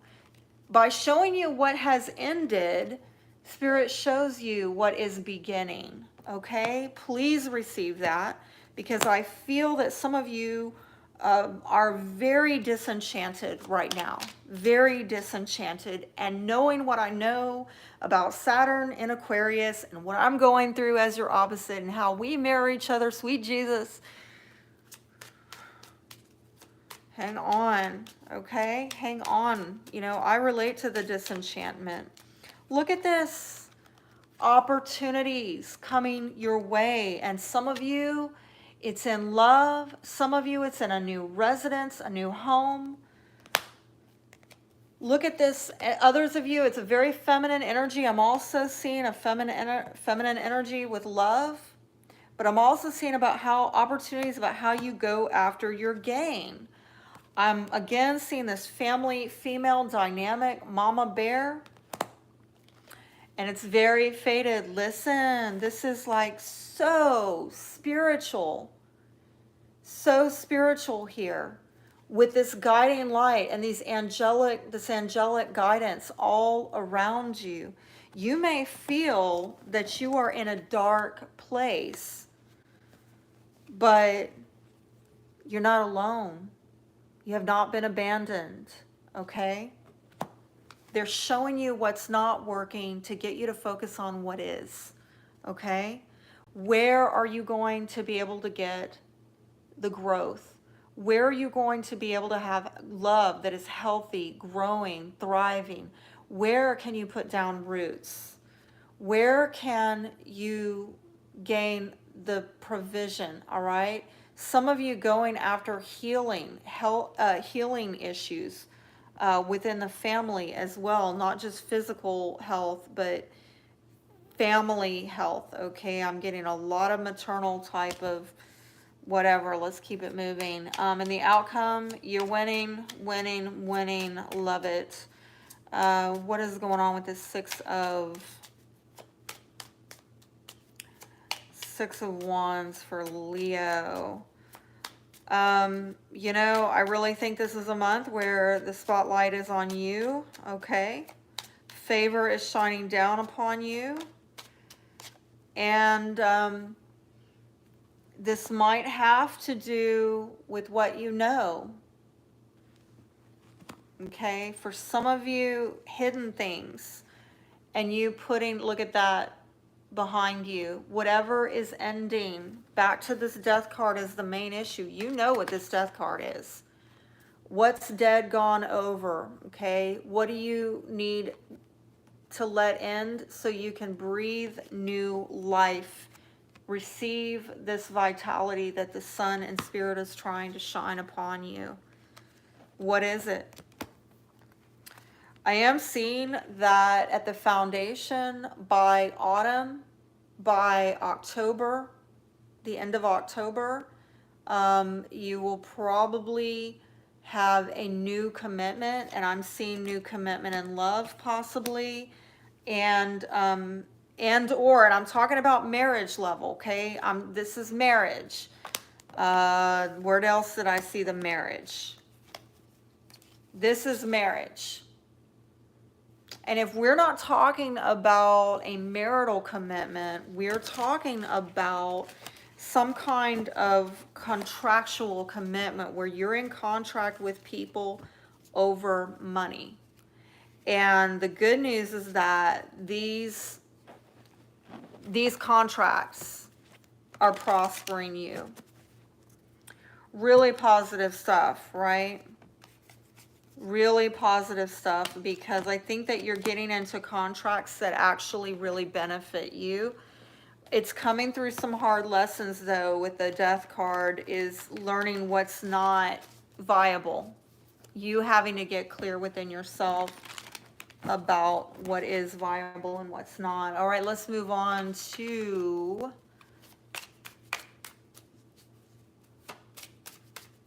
Virgo. I'm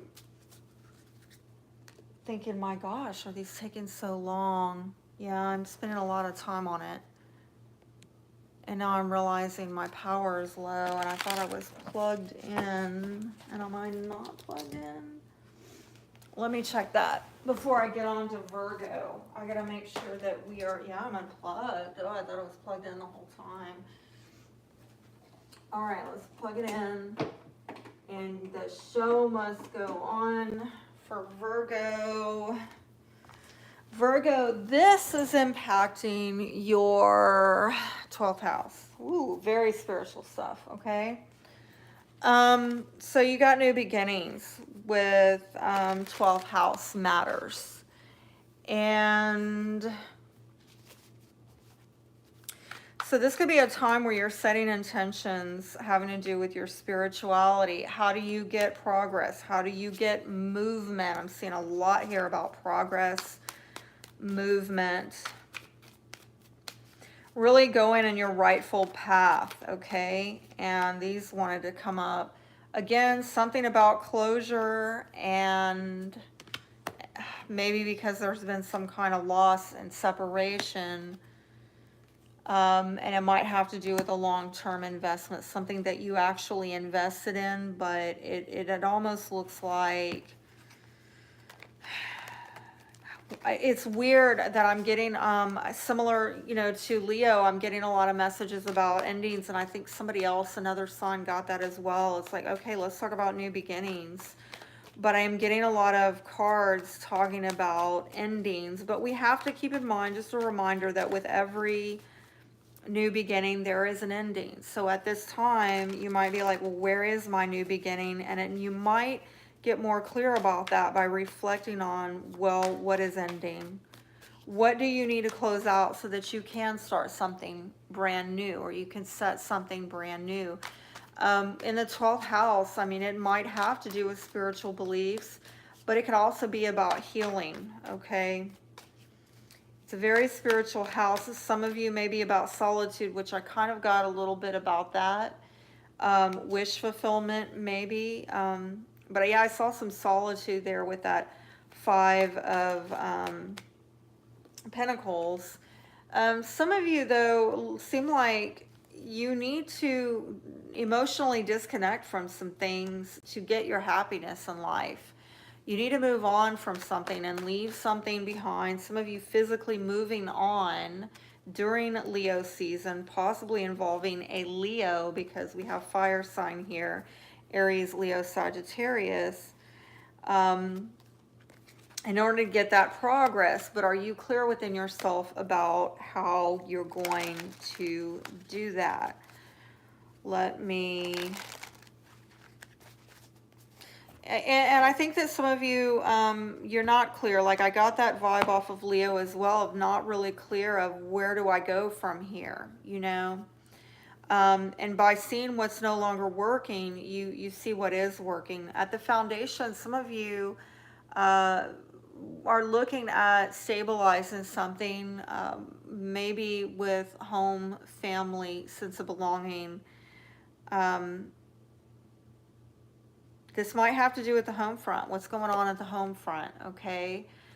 Main issue here is emotions, love, okay? Maybe a water sign, Cancer, Scorpio, Pisces. And in the past, it looks like you had some commitment or partnership, possibly with involving a Gemini. In the future, Hangman is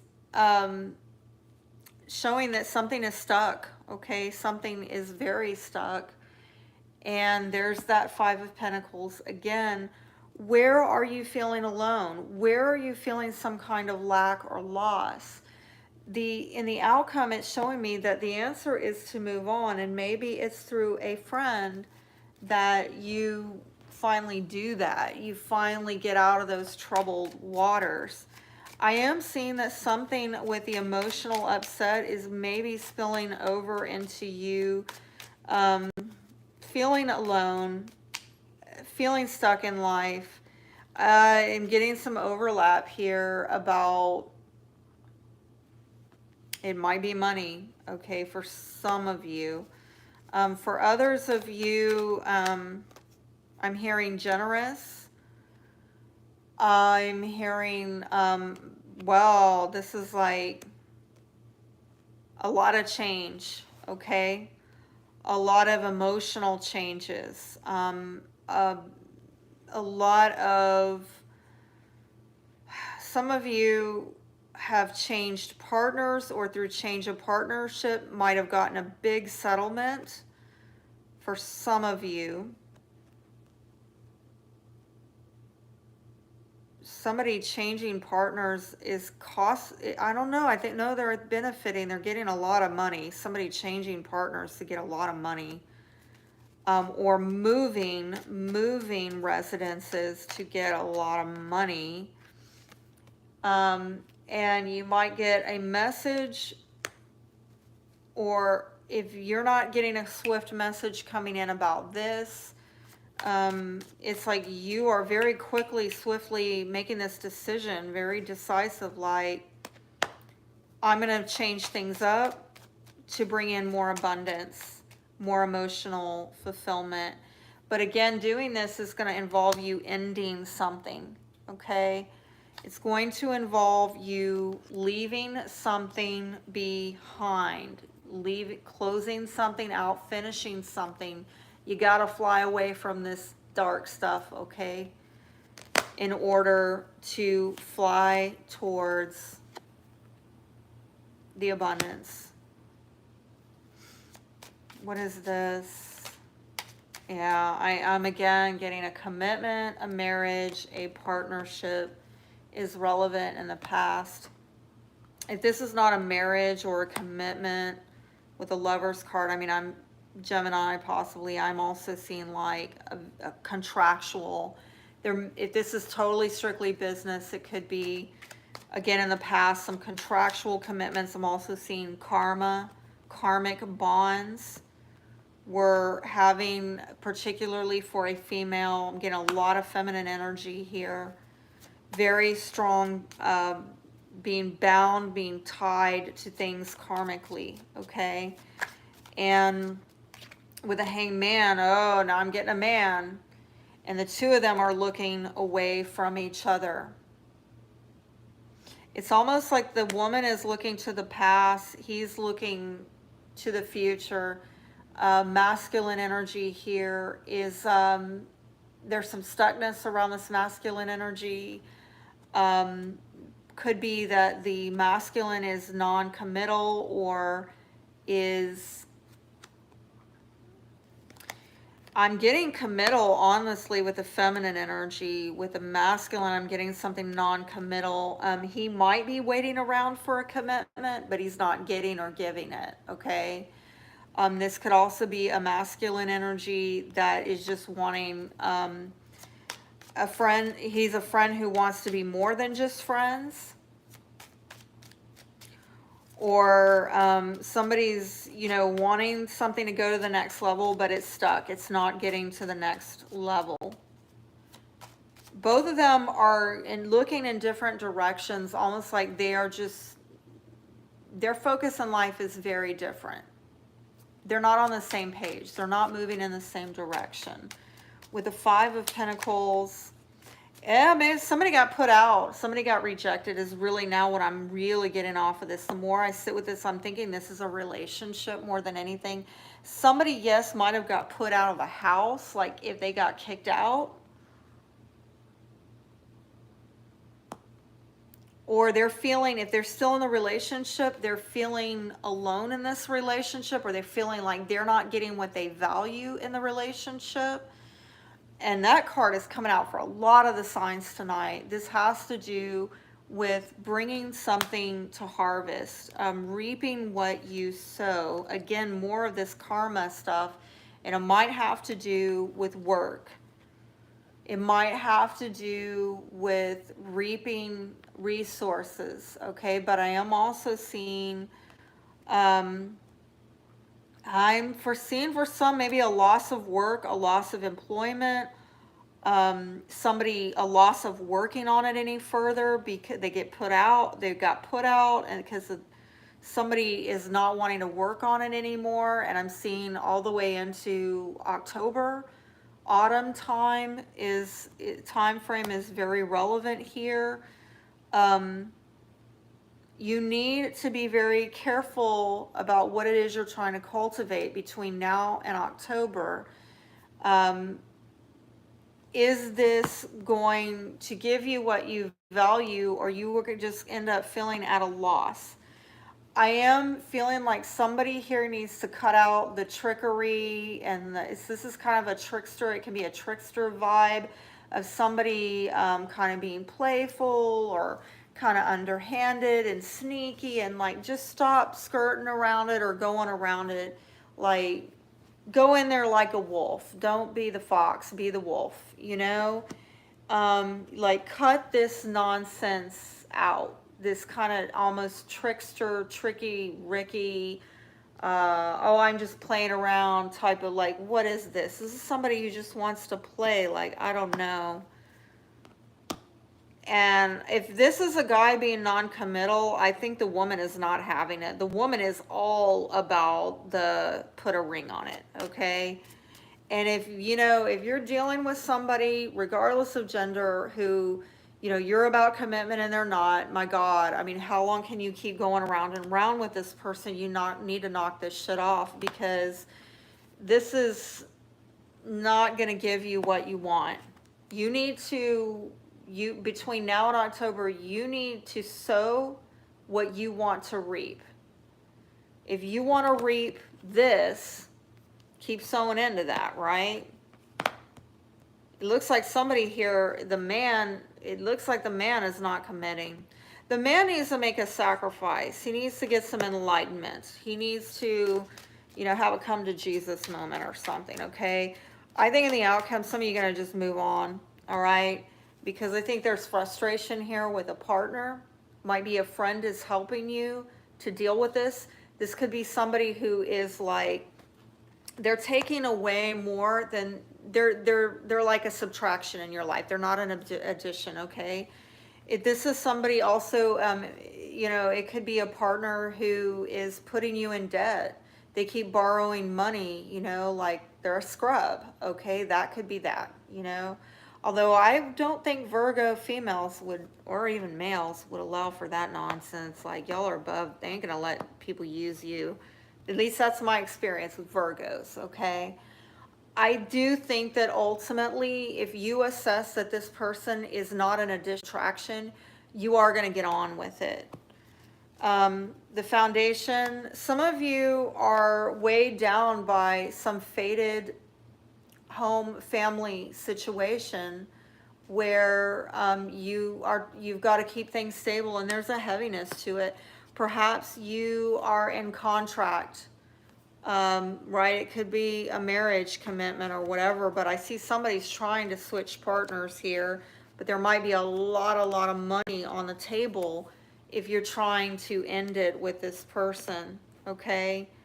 Some of you, you're married, you definitely, you've been in a marriage for a while, okay? There's a commitment here.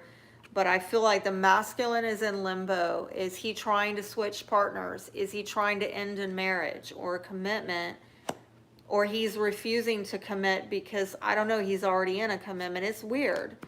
But somebody gets outed over this.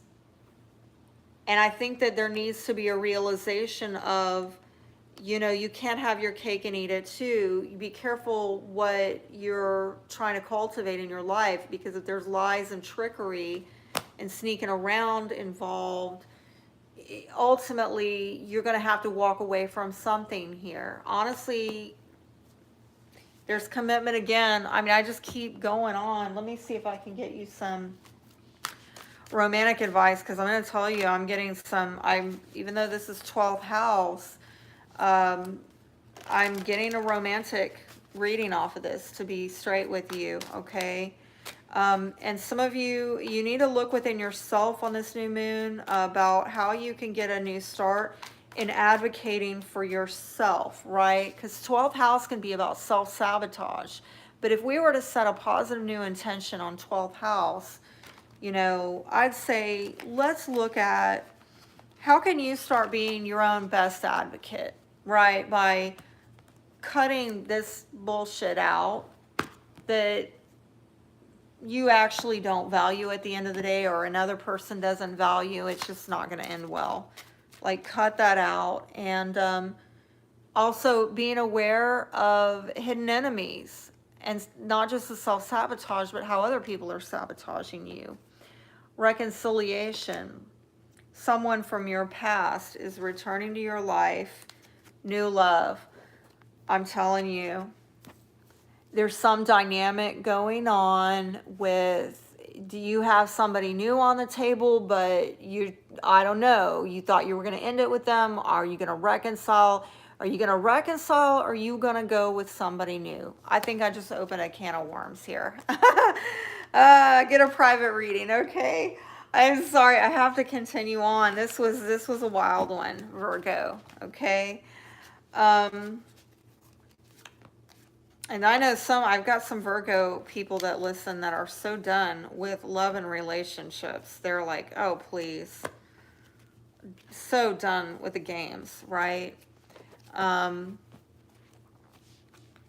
and if that's you, you know, maybe there needs to be some evolution of you looking at love through the lens of, you know, karmic lessons that have happened in the past and how it's affecting you currently and in the future. All right, I am moving on to Libra. Libra, this is in your 11th house of all things Aquarius, fellow air sign, right here, right here. And looks like, you know, this might have to, by the way, 11th house might have to do with soulmates, ideals, aspirations, co-workers.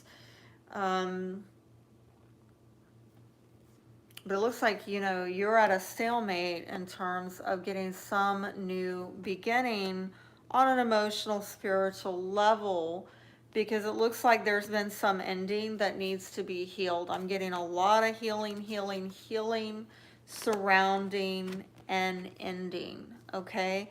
Scorpio might be relevant. I am seeing that, you know, there's a need for you to really tune in, tap into prayer, meditation.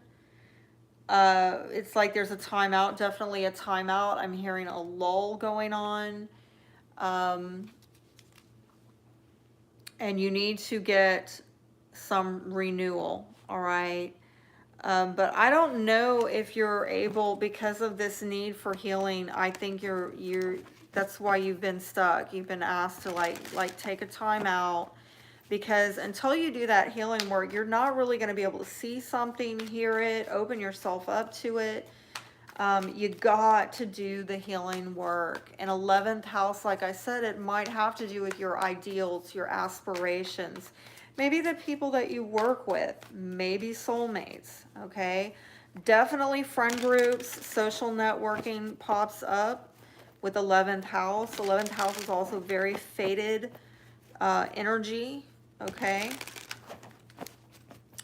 But let's see for Libra, and we're seeing the main issue here might be your romantic life. Or again, idealization, because with the Knight of Cups, could be a water sign, Cancer, Scorpio, Pisces, but it is an energy of somebody who's kind of charming and idealistic in matters of the heart, okay? Like, right, if this is about your romantic life, this could be a romantic gesture. You going out with somebody, possibly, yes. And this person looks really good, very charming on the surface of things, but remember, they're not a king of cups. So they might come in with this, like, it looks really good on the surface, like, whoa, this feels like love. This could be love. Is this love? You know, I don't know why I'm hearing the white snake. Is this love that I'm feeling? Oh my gosh. Yeah, old school music. Okay. But this is somebody who maybe doesn't have the emotional maturity to go the distance, to really give real love beyond the feelings and the emotion, but the action of love, right? This is, yeah, some of you get a new love, okay? And it might involve an Aries for some of you, but definitely getting a brand new start. Love it. And in the past, well, you got the past. This is a card of the past. Maybe nostalgic about better days gone by, okay? Maybe when you were younger, your younger years, when things were more innocent. I do see in the future possibly fire sign, Aries, Leo, Sagittarius. I'm also seeing, regardless of sign, you getting a message coming in, might be like a quick text message that pops in out of nowhere. Somebody's like curious, asking questions. Hey, do you want to go out? And I'm seeing here what's hinging all this together is somebody is trying to manifest something, okay? And yeah, maybe they're trying to manifest that soulmate, okay? Maybe calling in that soulmate. Going out there dating. If you've been putting yourself out there dating, I'm going to see what other storylines I'm getting off of this. But for some of you, the outcome is about home, family. Let's see where this goes, okay? I definitely want to clarify, but some of you, if this is about, I'm seeing for some of you getting a new home, getting a stable relationship. That's super, super positive. Now, with the brand new start that you're getting, oh my gosh, fabulous. Look at the sun there. I'm getting during Leo season as well. Look, what's happening is wherever there's been lack of clarity, confusion, lack of confidence, the sun is coming in, bringing clarity and boosting that confidence, boosting that vitality. And this is coming in actually pretty quick. I mean, this is some fast moving energy, actually. Some of you getting a lucky break with money. Some of you lucky in love, new love coming bam like that. All right. And this might be with a friend or somebody who is like definitely could be trusted. All right. This is somebody who would be like a loyal companion to you. I'm really digging this. In the past, with the Six of Cups, I think there was some frustration, okay? There's been some frustration. Some of you feel like at a loss of better days gone by, okay? There's been maybe some strife and some struggle, lack of trust. That's also very quick moving energy. Like there might have things that just like flashes of memories that would come up in your head that would just, get you suddenly out of nowhere, like remembering things that are like, damn, I hated that, or that, some kind of frustration, all right? Or if it wasn't the sudden, like almost getting some kind of flashback type of vibe here off of this. I'm getting a lot of frustration and lack of trust and strife in the past, okay? There was maybe some good with that bad, and maybe sometimes you do remember the good. Other times you remember the bad. With this Page of Wands, very interesting.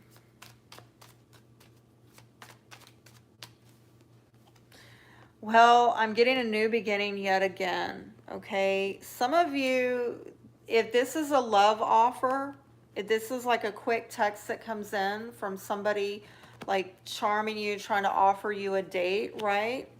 Or they're sending you a quick little text to try to get a hookup or something. This is a new beginning. Maybe to go out to eat. I'm seeing going out to eat at a restaurant. That might be, this message comes in really quick. Or if you work together, because this can sometimes be about earning that daily bread. Maybe you work with this person. Maybe this is a friend. They're like, hey, you want to meet up after work, or you want to meet up during lunch, or let's meet up and catch something really quick to eat. And there's some kind of new beginning here that is starting with this. And I'm also seeing with this bread card that this is like, this person is bringing the basics, like the nuts and bolts of what you need to get something new and off the ground. And I kind of saw that the main issue here as well, that this person is bringing a clean new start that actually you can trust this person, okay? I don't see a lot of frills here. There might be some idealization, okay? But I think that basically, on a real basic level, they are offering something you can trust and you can build from. Let's see with that Magician card. Ding, ding, ding, ding, ding. The time is now. Excuse me. All right, I gotta say this. There's been some other signs tonight where I've had to tell them, hey, This new moon is important for setting intentions for you as it is for anybody else, but the full moon is actually more important. I'm not going to say that to you. Better set those intentions, okay? What do you want to manifest? What do you want to manifest? You got to figure this out, Libra. Get very clear within yourself because the time is now. You've got the resources around you. And if you've been talking to somebody, if you've been going out, catching some meals with them, texting, dinner dates, lunch dates, whatever, look, it's right there at your fingertips. You've got all the resources available to manifest what it is right here, right now. Do you know how many now cards we have here? Now. Now. This new beginning right here, right now. Okay, in the future placement. New now, okay? Now, like, better set those intentions about what you want to manifest. And this has to do with an exchange that is stable, is secure, and communicating. What kind of exchange do you want here? Honestly, if this is about a relationship, there's flow between the two of you. There's reciprocation. There's a good flow of communication in this relationship. You could maybe get a new house, right? There could be an exchange of resources here. If this is not a love relationship, I'm seeing a new home where money is flowing for you. Things are stabling out. If you've got a business, things are stabling out for you, okay? And like so many others tonight, I'm seeing something is key between now and autumn season, the end of October, okay? Look, if you don't see a new love offer come in for you over the next 2 weeks, it's in the beginning stages. I see it all over here. New love opportunity coming in between now and the end of October. Some of you are just like, I'm not interested in that. And if you're not, then hey, everybody has free will, okay? I'm going to shuffle again because something was off with that shuffle. Something, all right, now I got it. Flirt. And that is so Aries. Get your flirt on, okay? Keep an open mind. And Aries would, right? Aries is going to take that leap of faith. I don't know where I'm landing. Let's see where I land on this. And this is a vibe here. Your soulmate may differ from your usual type and expectations. Extend your light-hearted energy to others. I definitely saw a lot of light-hearted energy in this spread. I mean, this is very flirtatious. Could be a flirtatious text coming in. And definitely, that's Aries light-hearted energy right there. Very childlike, very innocent energy. So keep yourself open to it because I feel that's going to be like a gateway for you, opening up some definitely new positive beginnings in your love life, your emotional life. And, you know, if you want to just friend zone that person, I can see the possibility there that you're just like, hey, I really like you, but not like that. And you end up becoming really great friends, okay? Maybe even housemates. I don't know. Some people can't do that, right? Is a general reading. Take what applies, discard what does not. But let's move on with, where are we? We are on Scorpio. Scorpio. Oh my gosh. I'm just trying to clear this and that fell out for y'all. Are y'all waiting for something to end? Are you waiting? Has something been dragging on for too long? South Node in Scorpio. I'm going to keep talking to y'all about it. It's significant, right? Let's say particularly with this new moon and setting new intentions, this is impacting your 10th house, having to do with career, status, life purpose, destiny, okay? So let's see what's going on for Scorpios. What's going on for Scorpios with this new moon? I'm getting several. I'm getting that. Some of you very guarded. You've been through it. I'm hearing been through the ringer. And you are like, you know what? I have put up a good fight. And I will give you no ground in this fight. Damn it, I'm here to win it. I'm here for the victory. And you see very clearly, it's like, I know what I want. And what I want is to win. Okay, Scorpio. And I want to keep all my prizes. None for you. You take none. Winner takes all. And I will give you no ground, no more ground. I'm not losing any further ground in this fight. I don't know where I'm getting that from, but I'm getting it for you. And some of you disappointed. I'm sorry. Really mentally restless here. Maybe looking online, maybe putting out applications, feelers, doing some research, putting out some messages to see what your possibilities are. Because I see you in a time of reevaluating things of, you know, can I give this a second chance or not? What a mess there. I'm taking what's upright. Some of you, you know, wanting to come together with someone or something, maybe having some gatherings, some get-togethers, maybe involving friends. There's a possibility of reconciling a situation where there was a lot of conflict, maybe in a group dynamic, perhaps. You know, I kind of wanted to say family. I do see some friends and siblings here possibly. But I'm also seeing, because we're talking about 10th house, and this kind of came out like that, all right? I think that some of you are trying to reconcile something within your career. 10th house could be about, you know, family legacy, family resources, you know, generational wealth, all right?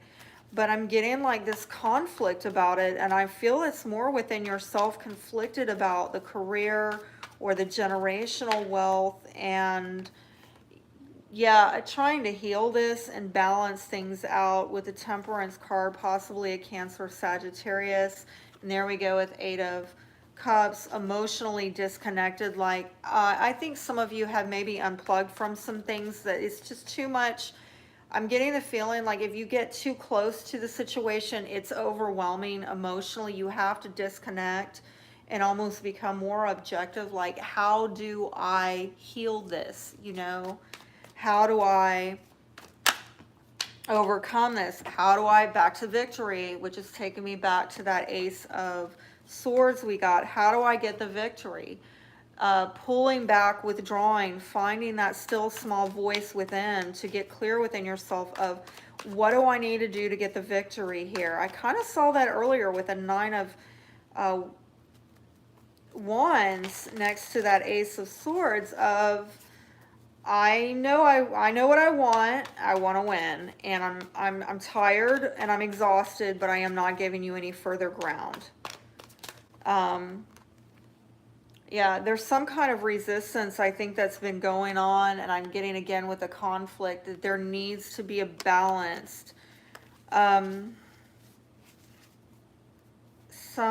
getting some dichotomy here of conflict versus resisting conflict. Conflict versus resisting conflict. There needs to be some healing of this. I don't know. That's all I'm getting. Okay. Let's do a 5-card spread for Scorpio. I don't know. It's like, does the Scorpio want to come out and get its stinger out, or does the Scorpion want to go hide under a rock? Where are you at on this? Like, you hiding under the rock, or you coming out with your stinger? You know, what are we doing here, Scorpio? You slaying it or you praying it? What are you doing? All right, okay. Scorpio, 5-card for Scorpio. We're back at it again. I mean, I know some of y'all are so tired of hearing about, you need to heal it. Okay, so if we look at this through a different lens and we don't put the you need to heal it, right, which is never ending, right? Like this whole life, you gotta heal from this life for an eternity, right? And especially you, Scorpio, because y'all are here to bring that transformation, bring that catharsis. So y'all are like powerful agents of healing to people. If you really tap into it and channel it positively, right? You are the positive change agents, okay? So you can't get around this, but if I were to put a different spin on this card, I am going to remind you that temperance is a lot about angelic guidance. So really tune in to what you're being led spiritually to do, okay? And know that you're not alone. I think the main issue here is with the Libra card, there might be some legalities that are affecting you in some way. There's also what have you been sowing into that you're now reaping, like some kind of consequences. Libra might be relevant. Karma, relevant. Accountability, fairness issues, relevant. I will clarify. In the past, looks like you knew. You were very clear within yourself about what you wanted and what needs to get cleared out of your life, okay? The BS, namely, okay? Some of you in your past divorced, divorcees, okay? In the future, there's the guardedness. Yet again, that's a synchronicity. It's popped up twice. What's hinging this all together is there's some holding back going on. Maybe because you are trying to get some change in your life. You don't. I'm going to clarify this, okay? I'm getting a lot of South Node, Scorpio. Generally, this is about you holding yourself back. I'm going to find out why. And I'm seeing that you're guarded. You're guarded and holding yourself back. That's, again, it might be fated. This is major arcana is at the center of this all. This is like out of your control. This is spirit stepping in saying, hey, we got to balance. I'm being brought back again to that, right? Notice she's got the scales. And this one has the two vessels, okay? There's something going on of trying to find karmic balance and emotional balance. The outcome, well, we saw that before and we're seeing it again, okay? Somebody's resisting. Overall, like I'm looking at all these cards and there's a lot of don't come over here. I'm not going over there.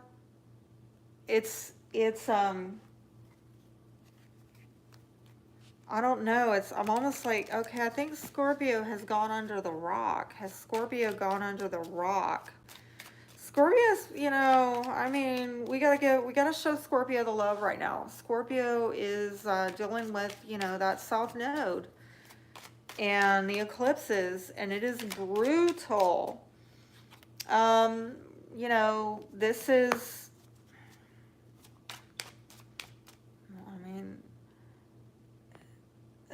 this has to be like, okay, so I'm getting a weird message off this. I'm going to say generally this card is about taking a risk, risky behavior, gambling, rolling the dice in life. But I'm almost getting that this is a very fated, like, you can try to test your luck, but ultimately spirit steps in and there's this very fated energy, okay, versus taking chances, versus what's gonna be ageless, timeless truths versus testing your luck, okay? But I'm also getting intuitively, like, I don't know why I'm like seeing this, and I'm being brought back to the zodiac, okay? That, this energy of Now it's your chance. Like, everybody has their moment, right? We all go through, in this lifetime, we all deal with what you're dealing with right now. Like, I have compassion for y'all because I went through it in 2017. I went through eclipses in my sign. And so, right, it rains and shines on all of us. And that's fated. Sometimes you win, sometimes you lose. Sometimes it rains on you, and sometimes the sun shines on you. We all have our moments. This is what I'm getting. And some of you, whatever it is that you're going through right now,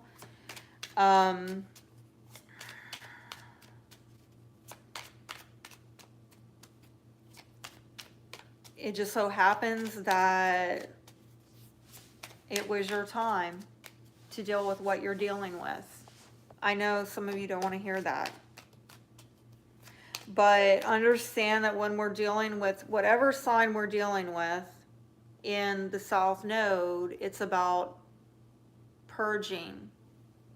Collectively, we're having to release things. Okay? And I think this is about getting a new beginning with some emotional challenges. Okay? Some of you, you have maybe had blockages from your childhood, blockages about children, blockages in getting new beginnings with your romantic life, your love life. Some of you have tried to roll the dice and, you know, unfortunately, blockage, because at this point in time, Spirit is like, we need you to focus on something else. Or again, it might be the karma is getting you to deal with whatever this, like, whatever blockage is coming up. It's almost like we need you to, like, handle this head on, okay? And I think that once you address that karma, then this blockage will suddenly seem very small, easily overcome, and you will get a new beginning. But until you do, it's just gonna, like, Major Arcana just sitting there, like, deal with it. I know it sucks. It absolutely sucks.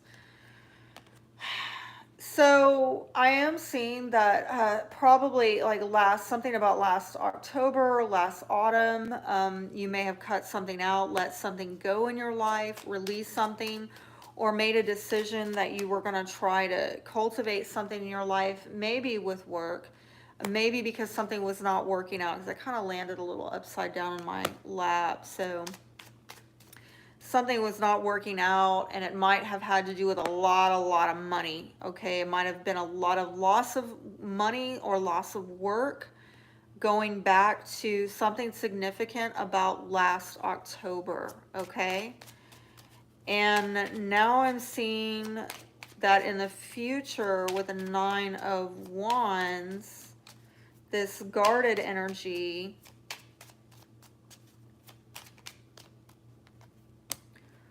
Listen, I know you've been through it, okay? But I'm seeing in the future, you getting clarity, you getting truth, you getting healing on these issues that have just put you through the ringer, where you feel like you have just had to endure trials and tribulations, and you've had it, you know? And yeah, it might have to do with matters of the heart, matters that are near and dear to you. Yeah, you know, loved ones, love relationships. But I do see some healing coming in. For others of you, it might have to do with a friend or a loyal companion. Trust issues, being able to really trust and allow somebody into your heart again. Because I am seeing that maybe there's been some trust issues here that you're guarded about. Maybe somebody around you you've gotten guarded about. But anyway, I do see this getting healed, this heart issue with trust and opening up and letting somebody in, getting healed. And I'm honestly getting brought back on. I think most of this has to do with what's going on with how you're earning money, all right? Just the bare necessities, how you pay your basic bills, like whatever the income source is for that. Some of you, I don't know. I mean, you might disagree with me, but I'm getting here in it's like you're holding yourself back from something in terms of how you earn money to pay your most basic bills. Holding yourself, I'm going to find out more about that. Okay. All right, I'm getting this in the reverse, which is people in authority, but there's some, I don't know, abuse or misuse of authority. You might perceive that there's not going to be fairness or justice, and that's why you're not bothering to deal with them, okay? I am getting something about the spring. This might have been going on since the spring of you like, you know what? I'm not even going to try to mess with you because you're not being fair. Or they're not being clear with the rules, or they're not enforcing the rules, or the rules are not in your favor, they're working against you, or something like that. And you want growth. You want just, I don't think you're asking for a lot. I think you're asking that, you know, you be compensated with the bare minimum. Like you want to have like a livable income at bare minimum given to you, but there's something out of order here that you're having to deal with this, okay? In the outcome,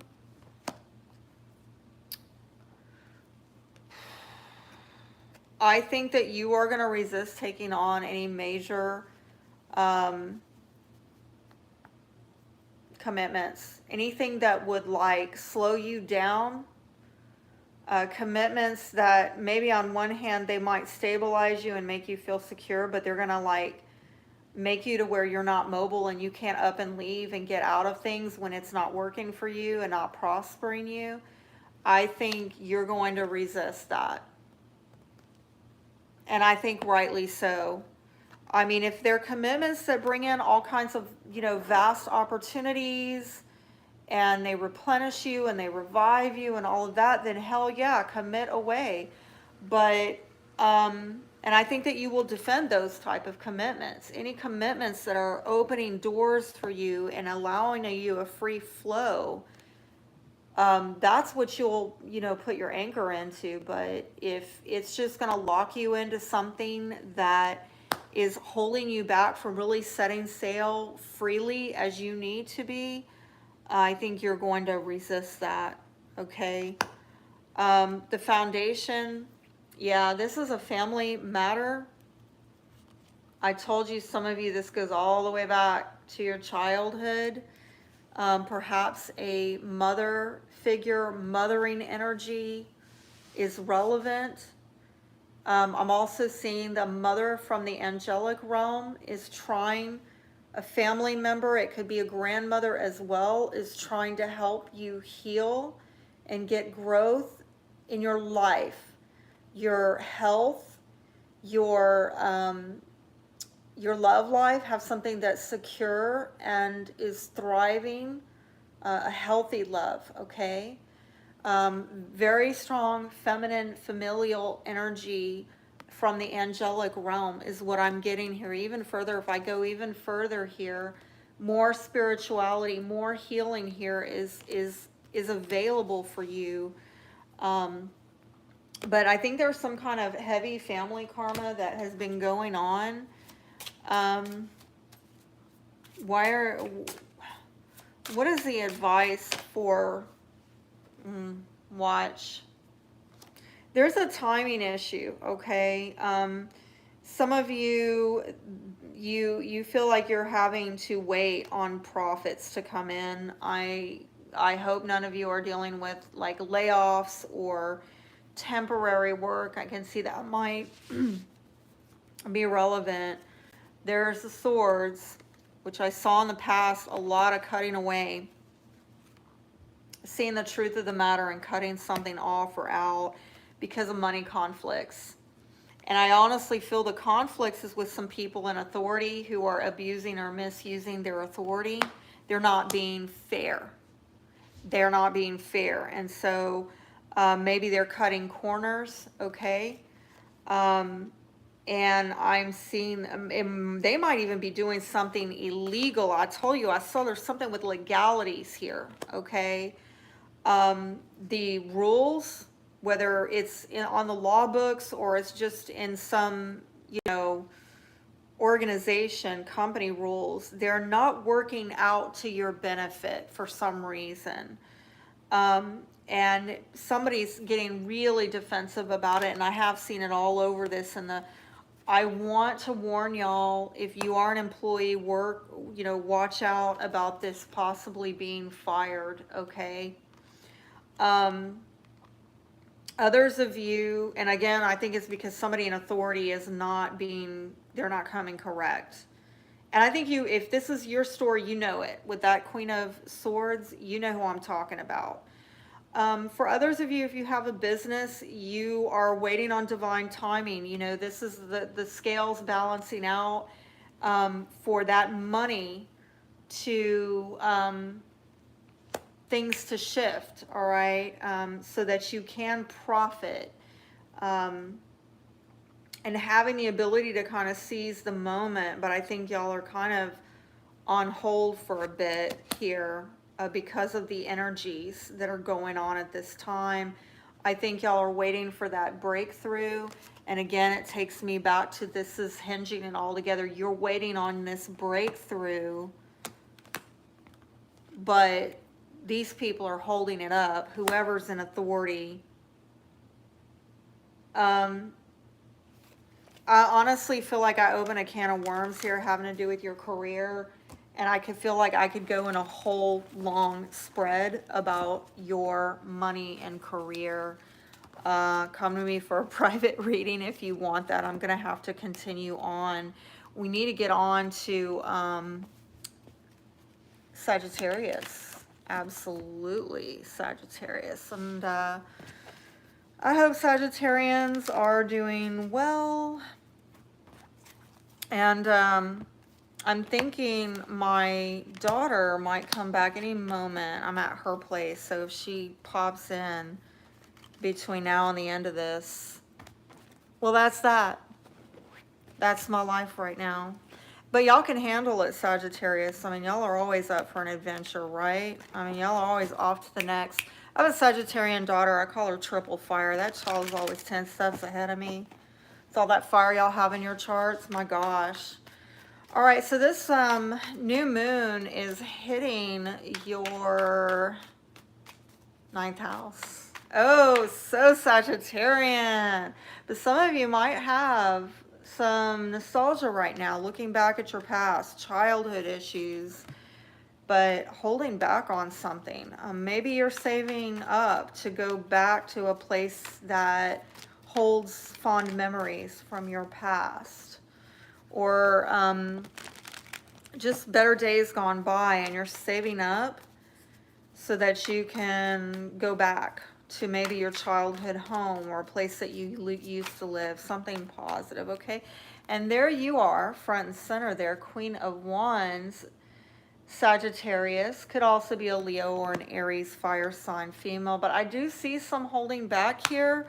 There might be some secrets, okay? For some of you, this might have been a clandestine relationship. Some kind of player energy, some kind of quick in and out, and not really talking and opening up about it. If you're in a committed relationship and you're like, yeah, I'm not playing the field, I'm not dealing with that, it just might be that, you know, you and your partner are kind of going in different directions right now because there are a lot of fast moving things going on. I am seeing also possibly a move with both of these cards. And a quick sudden move, and there might be a new home there and travel involved. But I'm also getting quite suddenly, some of you, a new partnership coming in involving money, creative ventures, maybe a new sexual union. Let's see where this goes. Let's do the Sagittarius 5-card reading. Sagittarius 5-card reading, and I'm getting more. It's just, look, is someone sneaking off?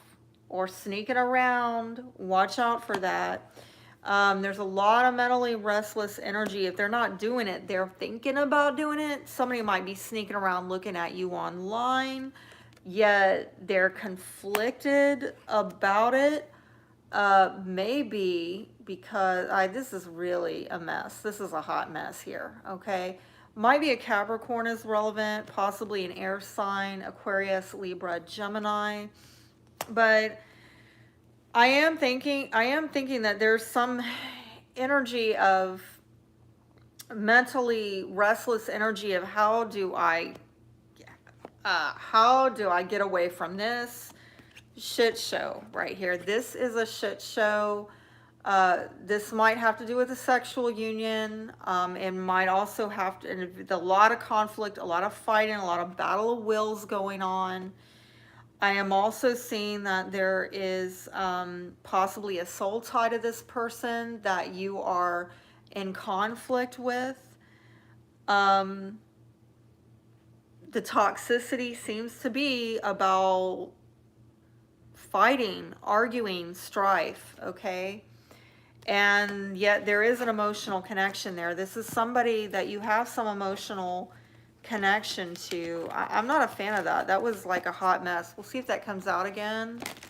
We'll see how the storyline goes. But you know, with this new moon in your ninth house, this gives you an opportunity to consider maybe with your dating life, your fun, you know, the fun that you're going out trying to have in life. How can you really take it further than you've ever taken it before? For some of you, that's going to be traveling, like long distance travel. Get on a plane, go somewhere, or learning something new, taking up a hobby, or, you know, really getting more serious about that hobby to where you know, it's not just for fun. You actually become really proficient at it. Some of you, maybe a long distance relationship, just put it out there. That came out as well. I do see that there is some kind of regret here about give and take in a relationship. It might have to do with a Leo, definitely Leo season is showing up. There's also, I think, confidence issues about reciprocation, the give and take in relationships, and some kind of disappointment. That went a flying. And yet somebody's trying to find wish fulfillment and happiness, even though there's some kind of regret or loss, and it might have had to do with a breakup of a family. Not all has been lost, you know, but I think whatever the disappointment has been, you are trying to move on and get wish fulfillment, okay? With that 9 of Cups. Now at the foundation, I do see you or somebody around you is disconnected emotionally, moving on. And again, this is 8 of Cups, and I saw 9 of Cups previously. They're trying to go to their happy place. They're trying to find their happiness, okay? Whatever the emotional disconnect is about, it might seem a little, you know, downcast. But it's because somebody is like, you know, this is not really filling up all my cups. I need to pursue what fills up my cups, all of them. There we go again with the 5 of Cups showing up yet again. There's some disappointment about something, okay? In the past, perhaps you were withdrawn or could be single. Maybe a Virgo is relevant. In the future, it looks like, oh, a couple things could be going on here. We will clarify, but it looks like, you know, either you're between locations, between options, you're weighing things out, you're going through changes to get from point A to point B, or option A, option B. Some of you, this is financial stuff that you're juggling right now to get some balance in your life. What's hinging this all together, I'm hearing control. This is a control issue. It might also be a masculine energy, a father figure, a boss, an Aries might be relevant. but I'm seeing that somebody is trying to really establish order, especially with their finances. I see financial order, getting accounts in order, um, getting your bookkeeping in order, stuff like that. This is a good time for you to do that new moon in um, Leo. The outcome is that I think you're going to enter into a time of re-examining things, okay, and having some revelations about your life, okay? You may give somebody a second chance after reviewing the situation further. You may decide this is worth giving a second chance, all right? But it's going to be after some time of, you know, pulling back, finding your own inner light, balancing, getting control of your life, getting things in order, and then, you know, having done the reevaluation, self-analysis, okay? Then you decide, all right, how do I want to proceed? Do I want to give this a second chance, come at this from a different angle? You're definitely going to be reassessing. I'll see what decision you might make there. But it is really an appointed time. I mean, I'm seeing that 3 out of 2 of these cards here are, I'm sorry, 3 out of 5 of these cards here are major arcana. So it's almost like you're coming into a time in your life where spirit is like, hey, we know you, Sagittarius, you want to go, go, go. You got to conquer new horizons, right? You got to learn something new. You got to go have fun, blaze a trail, right? But, hey, we need you to take a time out, check in with yourself, get things back in order, and decide where do we go from here based on this period of divine intervention, getting you to really pull back, like pulling your reins, slow your roll type vibe is what I'm getting. What are you downcast about?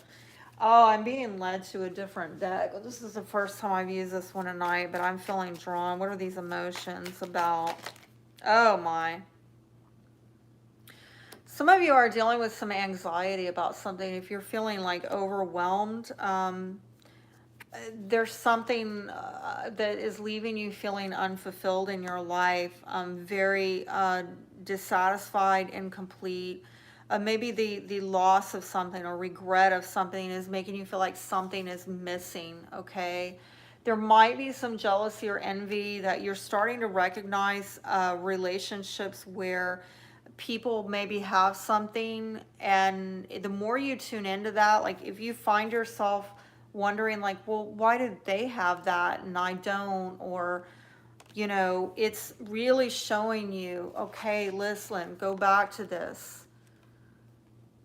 Where's that 9th cup? That 9th cup is what's missing there. How do you need to move on and move towards filling that 9th cup? Because there's, I think, people, relationships around you that are revealing to you what the missing 9th cup is, okay?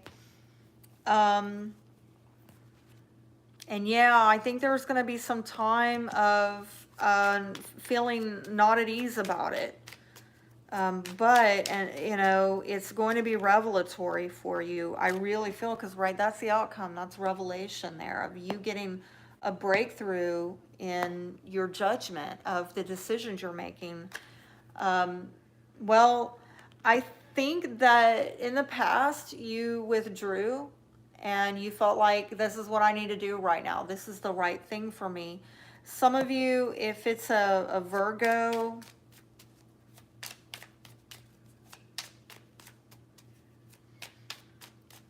I am getting like there's something that went on with this person where, God, it's a lot. Okay. Wow. Okay. I'm going to take the ones up right. It's a lot. You might have, this might have been a love interest, very sudden, could be also somebody that you just had very heartfelt feelings about. Could have been very fated for you to meet this person, yet a lot of heaviness around them because they might have actually had a lot of commitments that held them down or held them back from fully giving to you. I am seeing a man here. I'm not getting a cool vibe about this. I'm getting envy. I'm getting a lack of trust. I'm also getting a lot of fast moving energy with the bell and the snake. And I'm also seeing here changing partners, moving on. Okay. So, you know, again, this can be a card of you going solo, being single, or maybe somebody, the change they make is they got to fly solo in order to get growth in their life. And maybe it's this guy leaving or somebody leaving this guy. Might have come about quite suddenly, but I am thinking that honestly, like, I don't mean to throw shade at anybody, but I'm getting a lot of, you know, not trustworthy energy in partnering with this person, okay? No offense. And that might be why I was getting that, earlier I got that double card, which is a lot of toxicity, along with the 5 of Wands with the conflict, okay? If it's a father figure, you know, again, these, I just don't get good stuff, like not trusting, not able to trust. In the near future, I am seeing like over the next 2 years, you're going to be stabilizing things with your resources. I'm also seeing that you could be going between locations, leaving one location to another. I am seeing something quite significant about fall. It could be in the fall within the next 2 years. If it's not this fall, next fall, or the following fall, like, right? Oh, any fall season that occurs between now and the next 2 years, you are moving.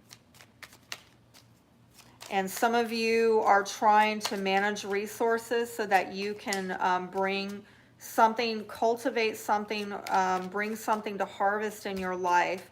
But by bringing this into your life, you're going to have to cut something out. You're going to have to eliminate something. You're going to have to balance, because you're going from one thing to another. So you're going to have to let go of something in order to, you know, right, open up to something new. Over the next 2 years, you will be working on letting go of something to open up to something new. For some of you, it will happen as early as this coming fall. For others of you, as late as what that would be like fall of 2024, okay? What's hinging this all together, some of you are very much dealing with a masculine energy, maybe a father figure in your family, and perhaps money issues related to this person. Or this is maybe a husband in your family, your husband possibly. Maybe, again, it's this masculine energy, their health, or working, money that comes in for the family. It could also be a boss, and some of you are trying to get control of your lives and get some healing through the, you know, a working relationship that you have. I am also getting another odd message here, very odd message, that some of you need to get control of your health care by what you are eating, okay, like your diet. You need to eat healthy, nutrient-dense food. Some of you are eating too much starch, carbs, gluten, something about the bread, okay, and you need to like back off on that. Y'all need to, you know, reel it in, okay? There's maybe some health problems that you could totally take charge of and move yourself in a really good, positive, healing direction. If you will address like too many carbs, too much starch, too much gluten, okay? I'm seeing as attached to a healthcare issue. Others of you, I am seeing that there's a masculine energy, okay? here there that is somehow impacted. Their job, their family is impacting.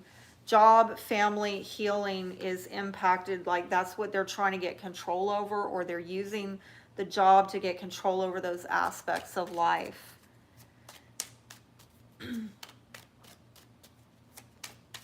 I don't know, has something gotten out of control and you're trying to stay in control or get in control?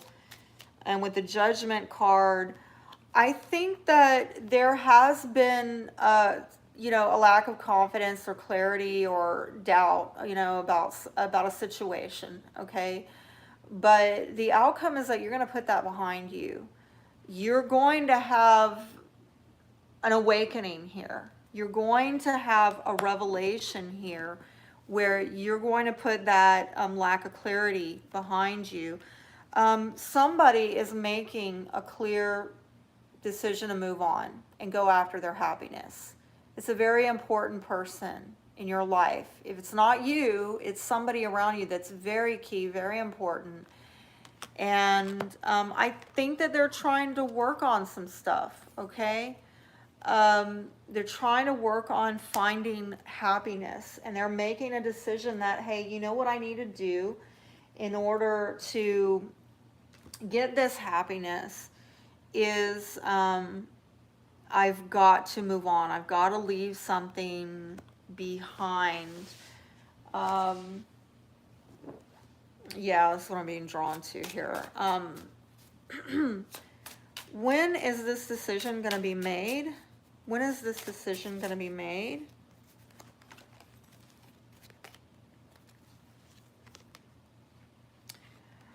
Oh, wow. Very soon, within the next 6 months.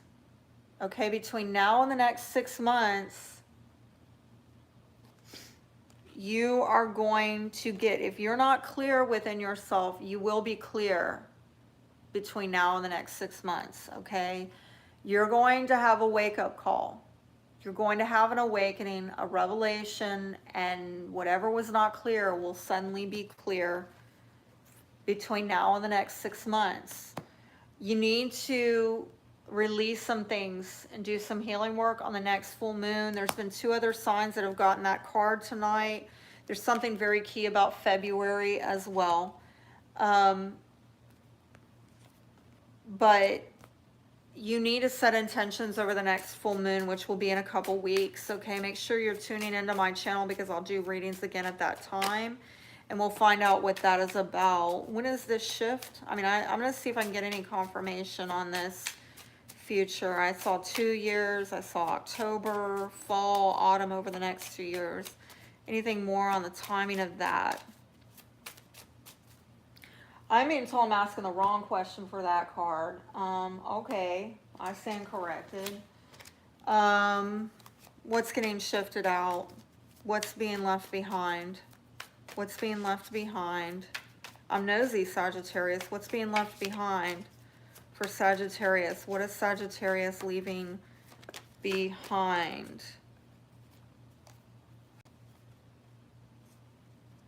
Well, it looks like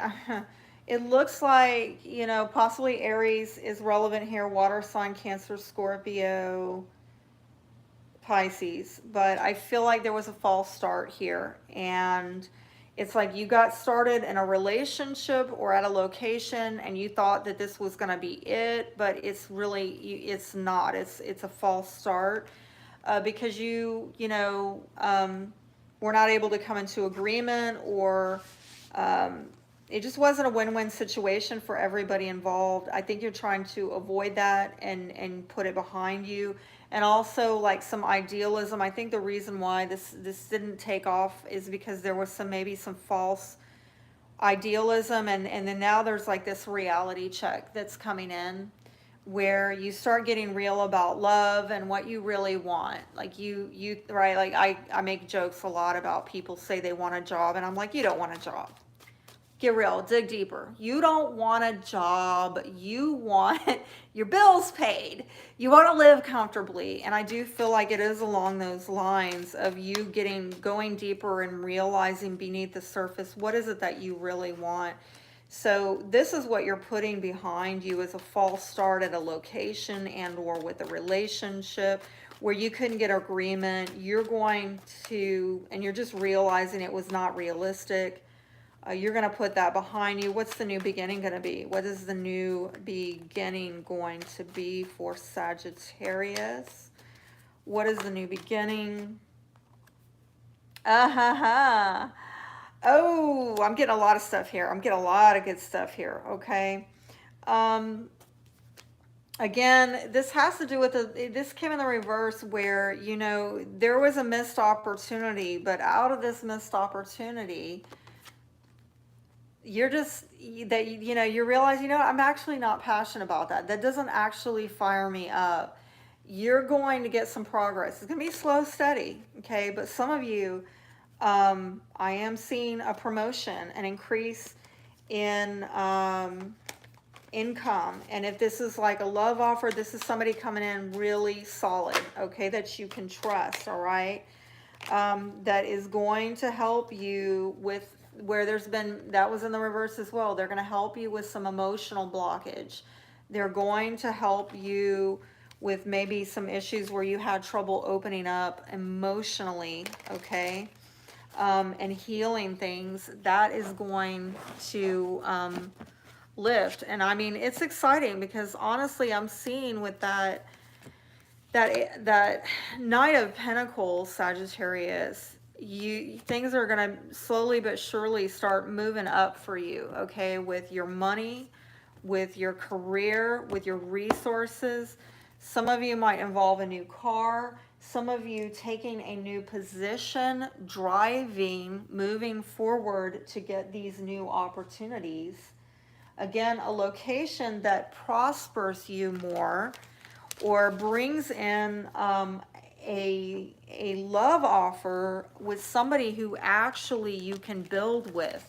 You can build with this person because they're trustworthy, they're stable, and that's what they're looking for in life, is something stable, okay? Let me move on to, where are we at? Capricorn. Yeah, we're almost done. We're in the home stretch. And you know what? My voice is getting a little bit scratchy, and I didn't get my water set up. I forgot it. Ugh, might get some cough drops, but this just fell out for you, Capricorn. 7 of Pentacles and the Fool card. Are you embarking on a brand new beginning, but it's going to take a lot of investment? And if anybody can do it, it's Capricorn, right? Y'all can go the distance. Y'all can climb that mountain. You have this new moon in your 8th house having to do with shared resources. And it might have to do with death, taxes, okay? But be aware, because I'm seeing, I don't know if everybody's in agreement here about this, okay? And I do see there's some kind of group dynamic. It's at least between 2 parties where you need to find a win-win solution if at all possible, okay? Please show me for Capricorn what's going on with this new moon in their 8th house. That didn't want to go down. So there might be an Aries, Leo, Sagittarius that's relevant. Might be a business leader, an entrepreneur. I'm also seeing very fast moving energy. Perhaps a move, a new house is relevant, okay? Or a new opportunity of some kind relevant. Might be a love interest, but beware, that's the player card. You know, it's a love interest. They might be just coming in offering, I don't know, but with that Ace of Pentacles there. So might you know, initially look like this person's just in it for sex, and maybe they are, but over the long term, they might actually offer something more substantial like home, trust, security, stability. We'll see. We'll see where this card goes, okay? 8th house is also about sex. It's about intimacy, okay? So think about this with this new moon in the 8th house for you. What intentions do you want to set having to do with intimacy, your sex life, shared resources? dealing with debts, okay? This is something to pause and reflect on, okay? Some of you, again, a lot of fast-moving energy here, but next to a card indicating some stuckness. So there could be a lot of communication, but I don't know if somebody's budging. And again, could be a lot of communication about somebody not wanting to commit to something. And you might be dealing with a sexual partner or a prospect or just anybody that's sharing resources. And there's a lot of communications going on, a lot of fast moving stuff going on, but somebody's needing to make a sacrifice and they're stalling out on it. They're like, I don't know, I need to think about this. I'm not so sure about this. Or they are sure that they don't want to, they're non-committal, okay? This could be a non-committal energy that you are dealing with, and you need to set some positive intentions about how to deal with this energy. Yeah, I'm getting somebody here is wanting to take more than they give out of the relationship. They could be sneaking around. Yes, this could be a partner. Also, somebody making plans for their future in covert, like they're not telling you. They're not being on the up and up. I mean, I'm getting a lack of trust here, a lack of transparency here. If some of you have dealt with this in your past or you're dealing with it currently, time to move on, emotionally disconnect from that, set intentions about having these intimate connections and these close relationships with trustworthy individuals, right? Like this King of Pentacles here, which could be a Capricorn, could be Virgo, Pisces. I'm sorry, I don't know why I said Pisces. Virgo, Taurus, Capricorn. Weird Freudian slip. I don't know where the Pisces came from. Pisces might be relevant, okay? But you need to set some intentions, I think, about having these trustworthy alliances and connections.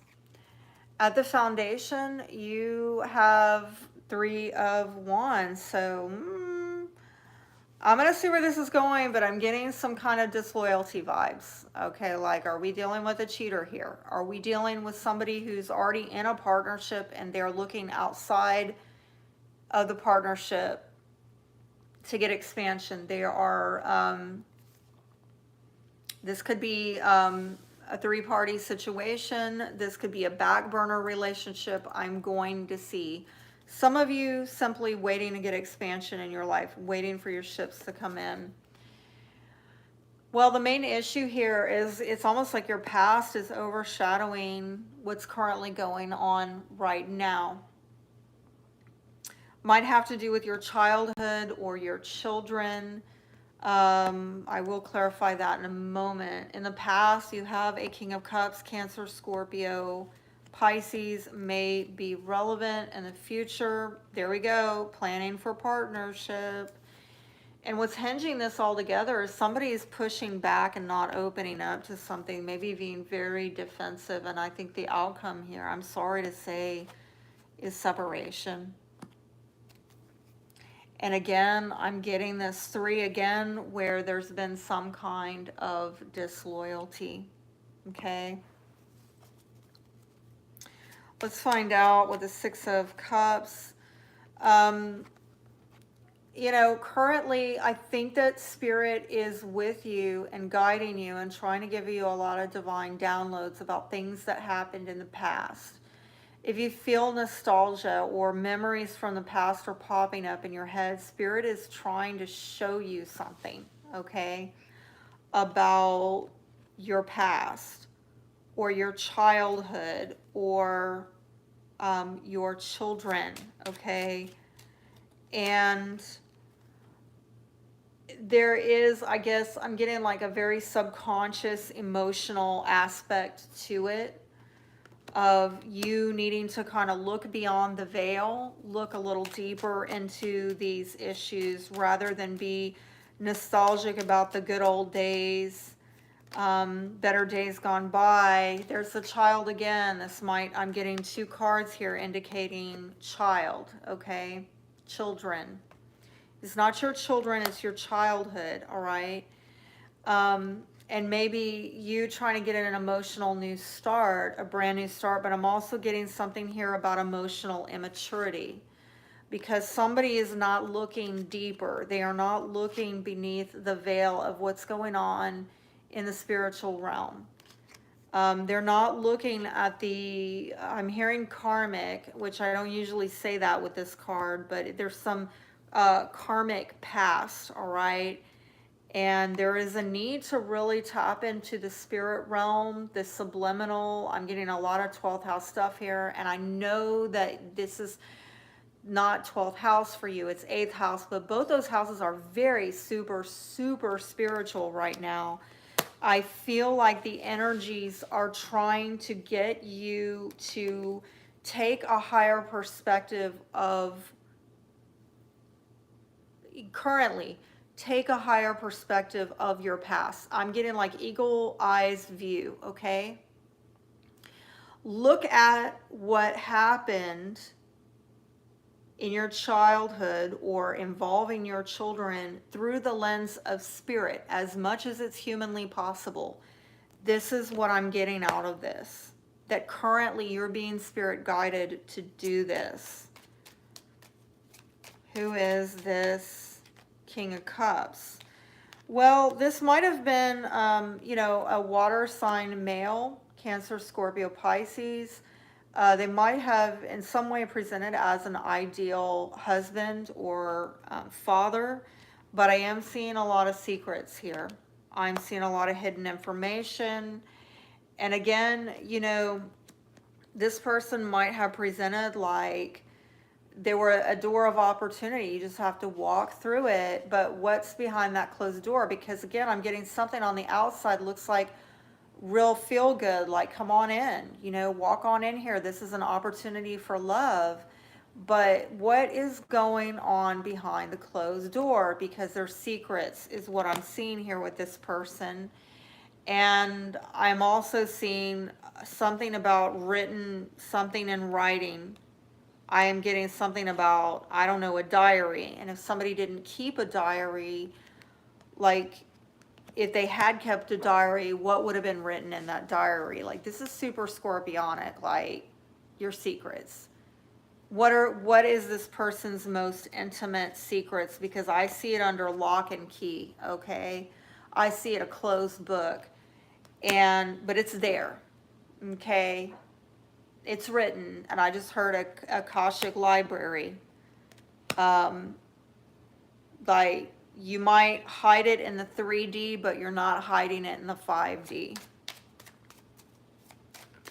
I think somebody did bury it, maybe buried letters, buried messages, buried secrets, buried documents. This is deep shit, okay?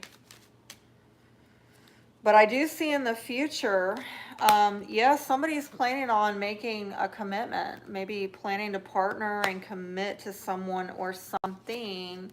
And it might be a family member, somebody in the family, or if this is not a person, it's like committing to improving their health or improving to healing. But there has been some resistance this entire time with the Seven of and defensiveness with the Seven of Wands at the foundation. That jumped, but it didn't want to come out. This in the reverse is like over the last 2 years, there's been a misalignment. Things have not been on the same page. Somebody has maybe been quite at a distance from you, very long distance. Or if not physically distant, emotionally distant, because they know something, all right? And I'm being brought back to this over here. Maybe they know about these secrets, okay? Maybe they were privy to these conversations or these contracts or whatever was put in writing or whatever the agreements were. They know, and or they've gotten wise counsel, okay? And so they got far away physically or emotionally, And that has at least been for the last 2 years, where somebody's not been getting on the same path. They're like, no, I'm not traveling down that road with you. And it could be very much a fated energy. And so what I am seeing here, sadly, is the outcome is 3 of Swords. Separation here, having to do with the home and family situation. Again, when we're talking 8th house, yes, this could be a romantic partner. This could be somebody you were married to. You shared bills with them. You shared bank accounts with them. Okay, you shared a house with them. But this could also involve children, which I saw plenty of. And I saw family as well. Family secrets, possibly. Okay. And at the foundation, I think that somebody's really frustrated about waiting. Okay. I think that there's something here with disloyalty is not being addressed. And there it is again. There's another oh my God, I can't make this shit up. Do you see this? 3, like the Empress is the 3rd in Major Arcana. 3 of Cups, 3 of Wands. This could be a mother figure that is wanting to reconcile, reunite, but is waiting on it. But listen, with all these 3s, something's out of balance. 3's a crowd, right? I mean, how well are you going to roll down the road with 3 wheels versus 4? Where's the 4th wheel? And the 4th wheel, I think, is buried in these secrets. Is behind this veil that Spirit's trying to get you to pierce and look beyond. And it's really here, but somebody's been resisting wise counsel or what they know to be the right thing, and it's just driving a wedge. Let me get some healing advice, and this is the first. Yeah, let me get some angelic guidance too. Okay, so no, I'm being drawn to yet another card, another deck. What is the healing advice for Capricorn? Selling out, that's the prostitute. Procrastination, and we got an 8 there, which is very 8th house, very scorpionic, very much about intense emotional change and transformation. How do you change things? How do you breathe new life into this? You are going to have to stop putting it off, looking at the appearance of things, looking into the depth and the substance of it. Did somebody sell themselves, a family member, a relationship out, or sell themselves short? Did they exchange loyalty, emotional loyalty, for, I don't know, financial security, or who knows what? Fill in, you fill in the blank. Let's see how Spirit's trying to help you, because I see a lot of Spirit is really trying to get somebody to look at this, and somebody's not wanting to look at it, okay? They just want to keep things real surfacey.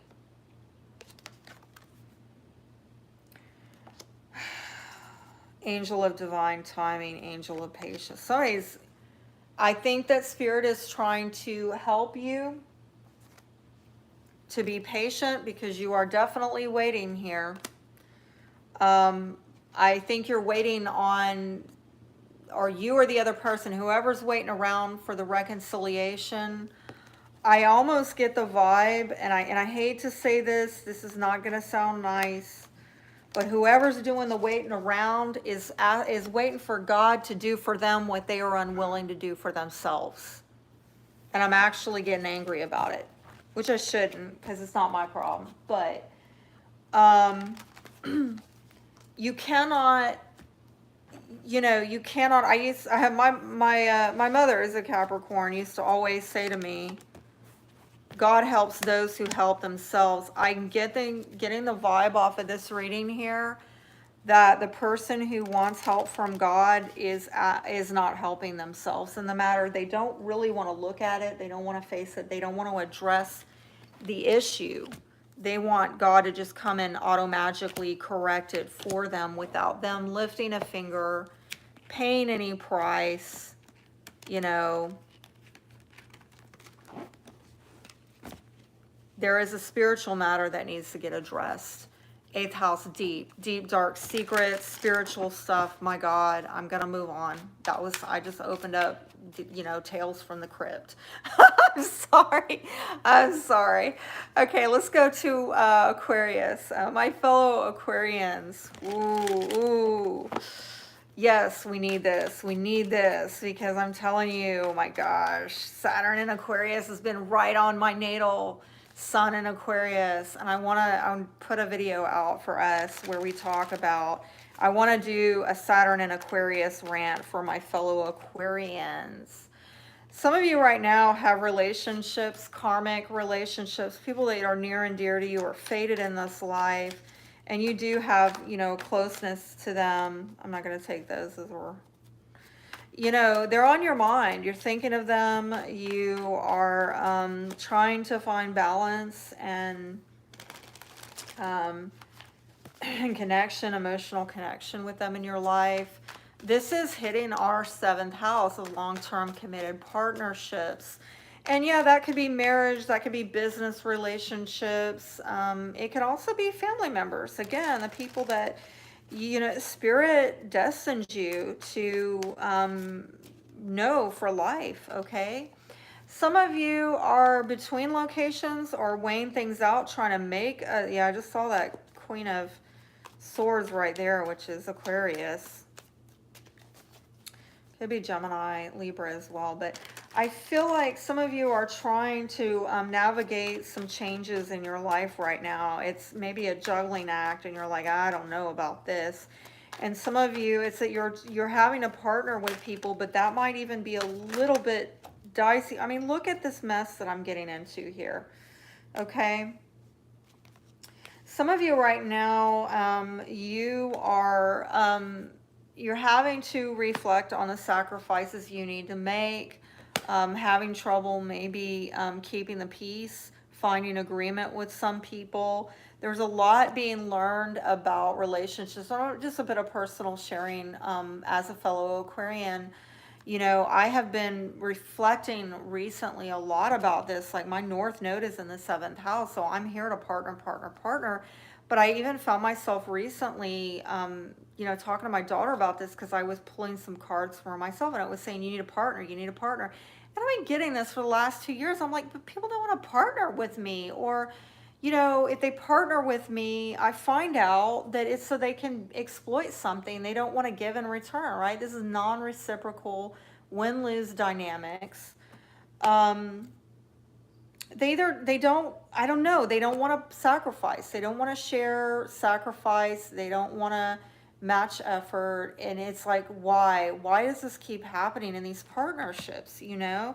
So you might feel like you are stuck and at a stalemate. Like, I don't know, like I'm here to partner with people. I would like a new beginning, you know, new moon in Leo in the 7th house. I would like a new passionate beginning with a partner, but I mean, how do I do that? I can't force people to agree with me or to find win-win solutions with me. I mean, what do I do, you know? Here we go again about partnership, trying to make plans, but it's just stuck like Chuck. Some of you are very hesitant, okay? Maybe involving a fire sign, Aries, Leo, Sagittarius. Some of you have dealt with that energy, and I'm definitely seeing a Leo and a Aquarius here, okay? There's some kind of, I'm hearing like a reluctance here of, you know what? I have these very strong ideals, these strong desires and ambitions.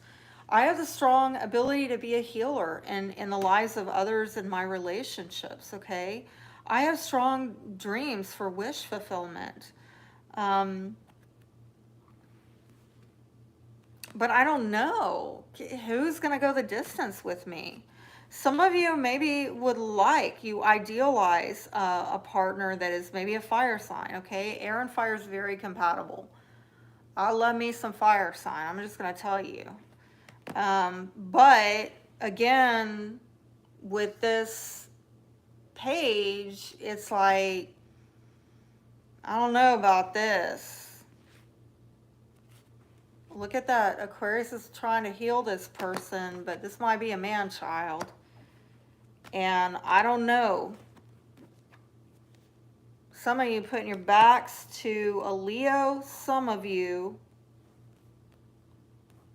I think you can't, some of you are having trouble finding agreement with a partner, okay?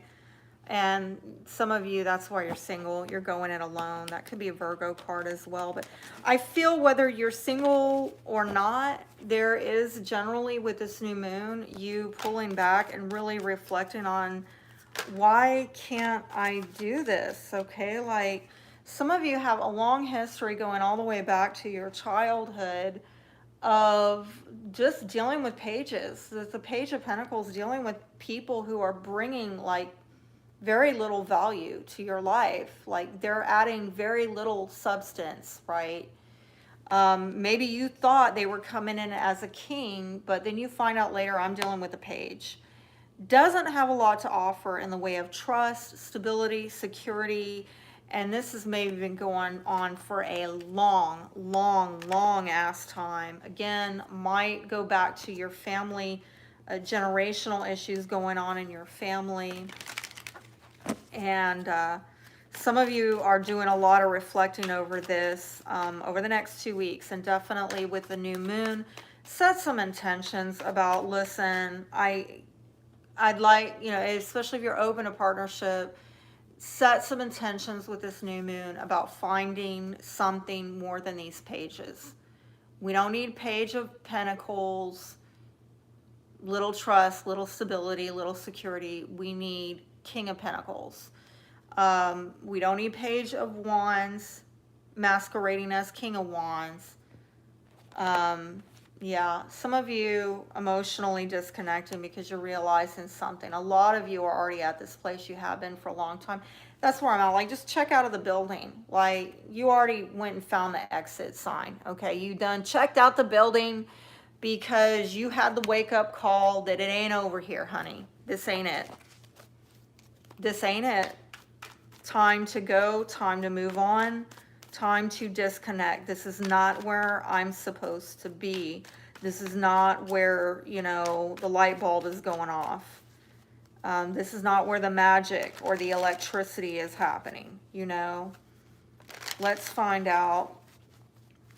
I just saw like Two of Cups and the Devil card. So some of you, you know, you got emotionally connected to people who are just toxic. I'm sorry to say. Capricorn might be relevant. And you really have to guard that heart, right? Especially, you know, if you're like me and many Aquarians who have Venus and Pisces or prominent Venus placements, we can get lost in other people, and you really have to ask yourself, is this a safe person to let go and love? Right? Let's not be naive, okay? We can wish, hope, dream. Definitely the Aquarians can wish, hope, dream. We wrote the book on it. Right? We know all about airy fairy and living out in the stratosphere, but is this a safe person? You know, maybe they can get up there in the hot air balloon with you, but can they help you make a safe, solid landing? Who's going to go the distance with that Seven of Pentacles? Yeah, you want it spicy, you want it hot, you know, you want a new beginning maybe with your love life. Some of you, if it's not your love life, it's a creative venture, maybe with your business, maybe involving travel. But you need something that is a worthwhile investment. You know, life is short. And some of you are tired of wasting it. And again, I'm seeing cards about clarity here. It's like, I think to some degree you are clear that you need to emotionally disconnect and move away from something to get healing, to get happiness. But I feel like you're not clear on who to connect with or partner with, he's actually going to bring that to you. So again, when you're setting intentions with this new moon, perhaps ask Spirit to give you those divine downloads or divine connections, new beginnings over the next 2 weeks of who is a good business partner, who is a good life partner. Okay.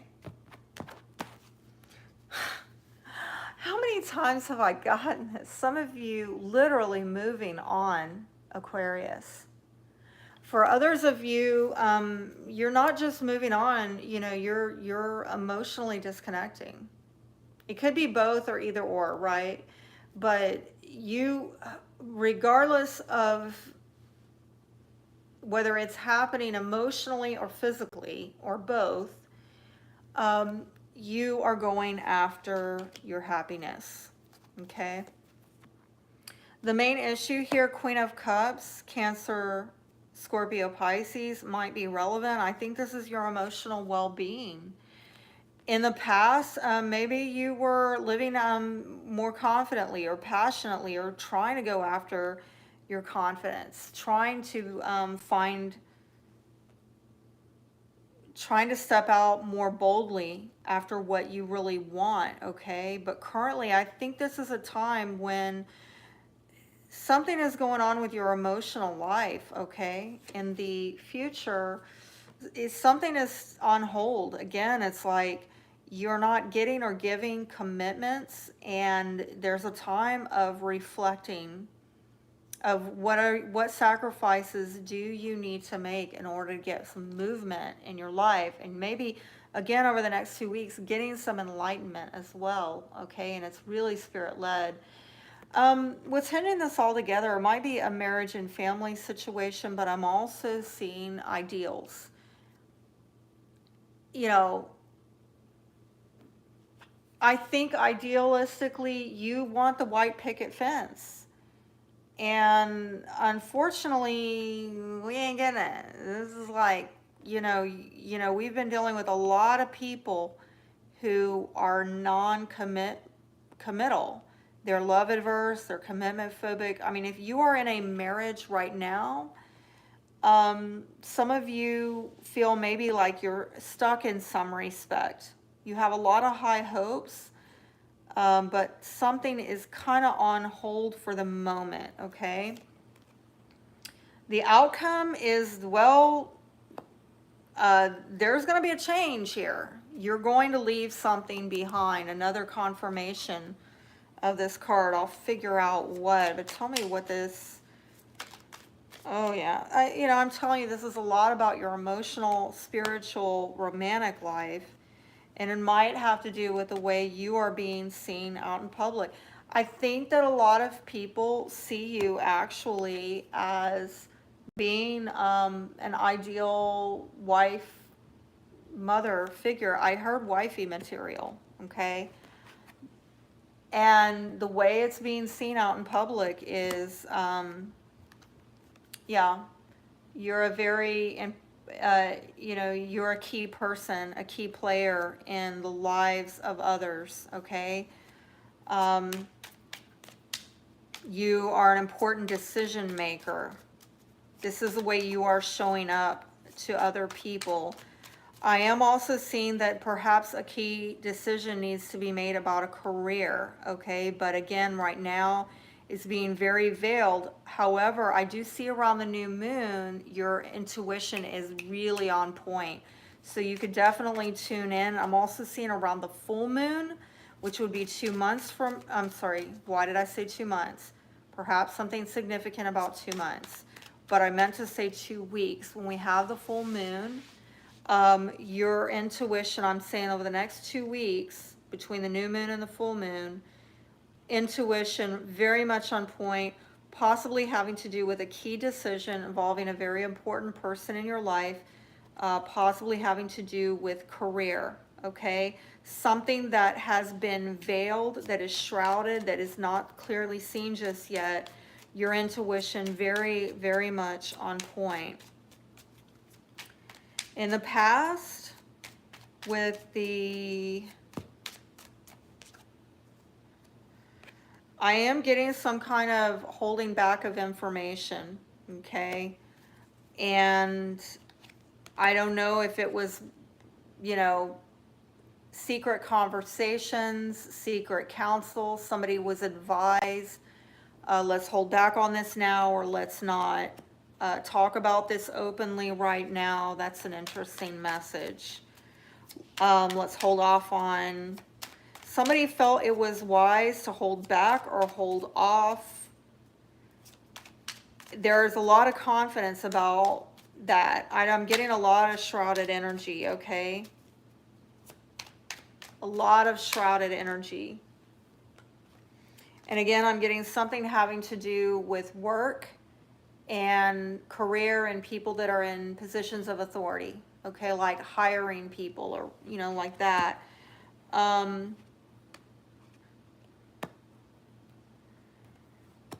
I feel like this is what's kind of the hold off is, like, if you are waiting for, by the way, I've got Saturn hitting my Aquarius stellium, which is in my Aquarius sun, Mercury midheaven, right? It's all in my 10th house right now. I mean, and then it was almost exact. It was actually exact. And I'm still right now on this, like, Saturn is right on top of my sun, my natal sun, as we speak, okay? So my career is like in lockdown. I got Mars in the 12th house again, like, just hang it up, honey. Put a fork in it, you know? So if you are feeling this, this is in the future placement. I'm sorry. I'm going to find out when this is going to lift. But it's like, are you waiting for a commitment about work, about job? And I'm going to tell you, like, I'm going to talk more about this as soon as I can. But it's like, me personally, we'll see what the cards say for you. But me personally, I have looked at my astrology and the energies. And I even talked to my daughter about it, and we agreed that probably the first half of this month, I am going to, like, take my hands off my career stuff. The first half of August, that is. I mean, I'm going to work my business, but I'm just not going to go at it hard because I feel like resistance is futile. It is what it is, and I'm going to focus on my 4th house stuff. Right? Because, like, if you're getting pushed back and you're waiting on career, look at, you know, perhaps it's that pressure, that squeeze on career is opening up with home, family, sense of belonging, property, and that's where you're getting the green light. So go put your energy over there. Also, look at where your Jupiter is, you know? So I have Jupiter in my 11th house right now, so I'm going to go out and meet up with people and network and shake hands and show up and all that good stuff.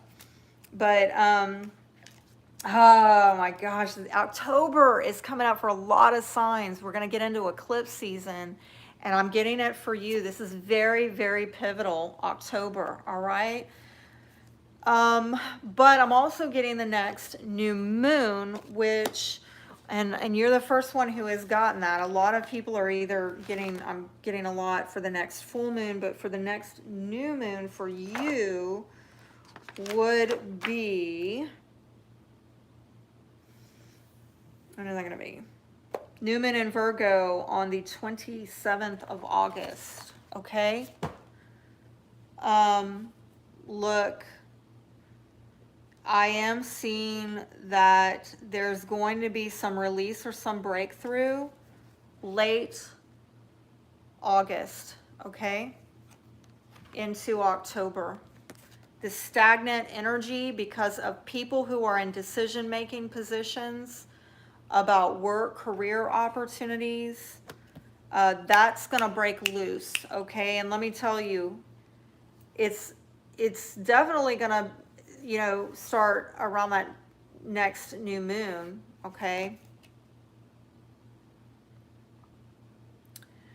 Okay, so between now and the next new moon, you can see some possible breaking, okay, but honestly, intuitively, I feel between now and August 27th, it's going to be like this, okay? I'm sorry.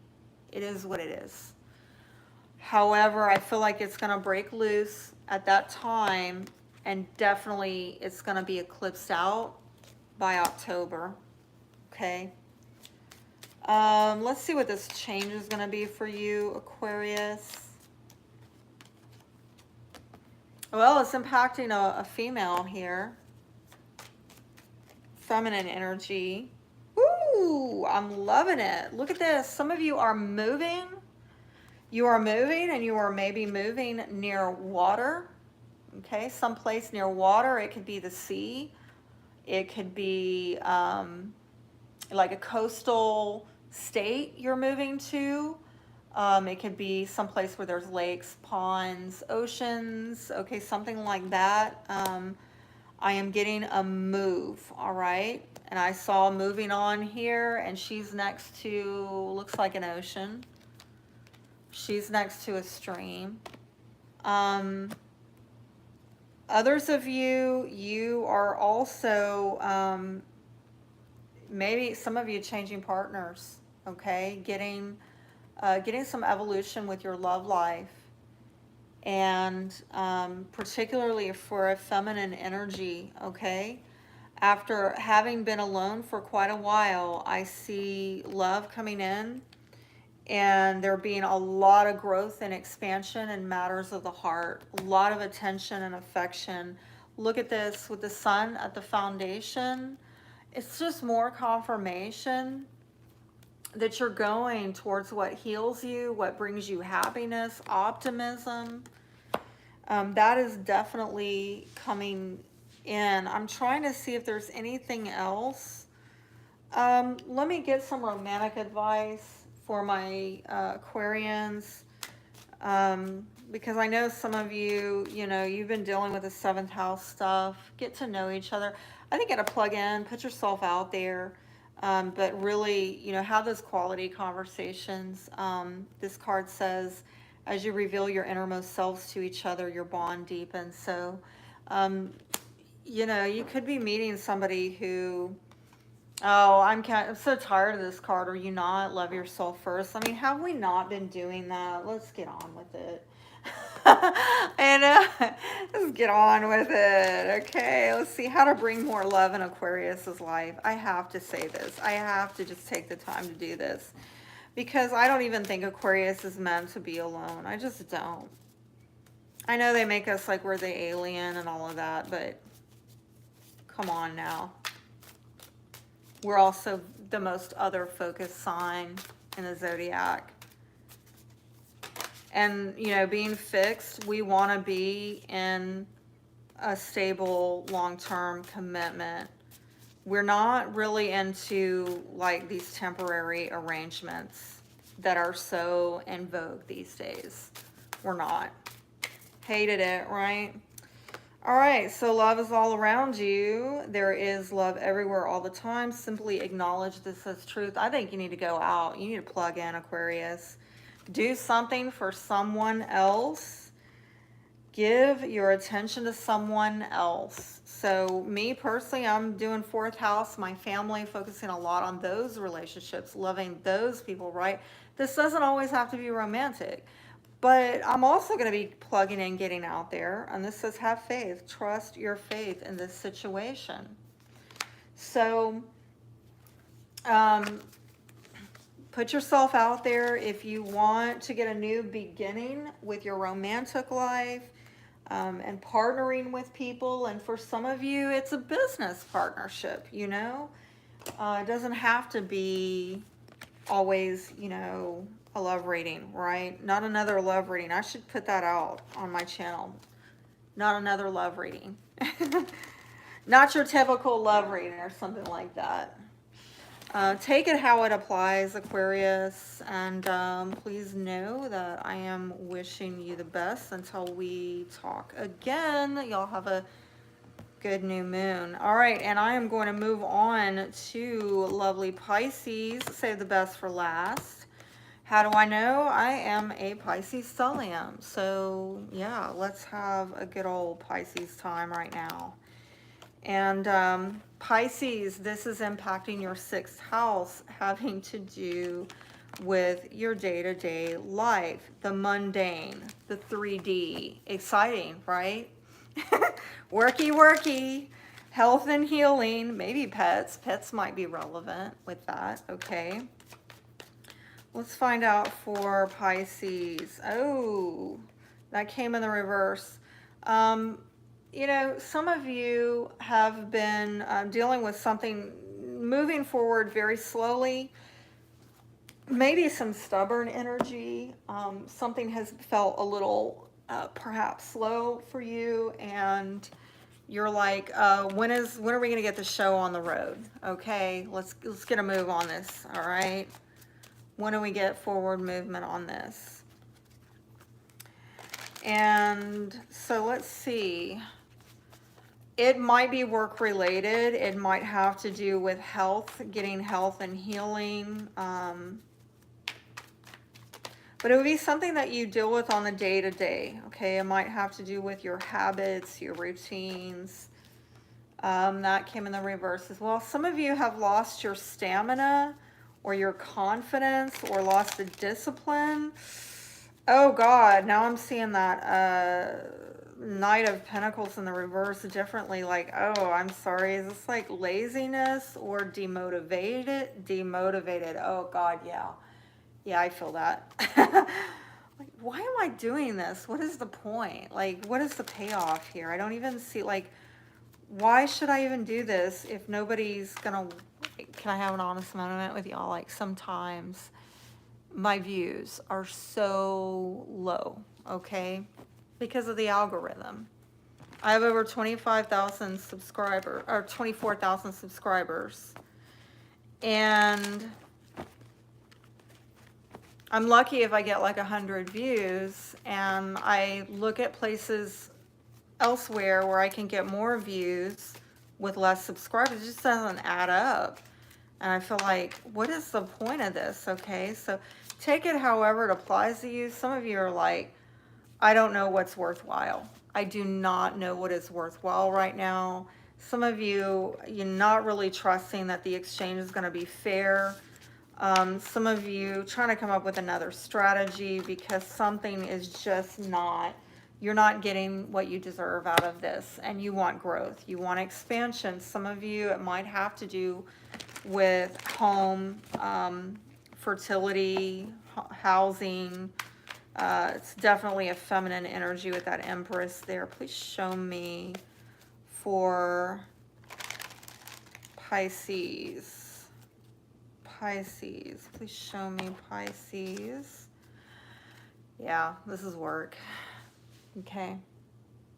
Some of you are grinding it out hard. You are like really showing up and just hammering like that Energizer bunny, working on something.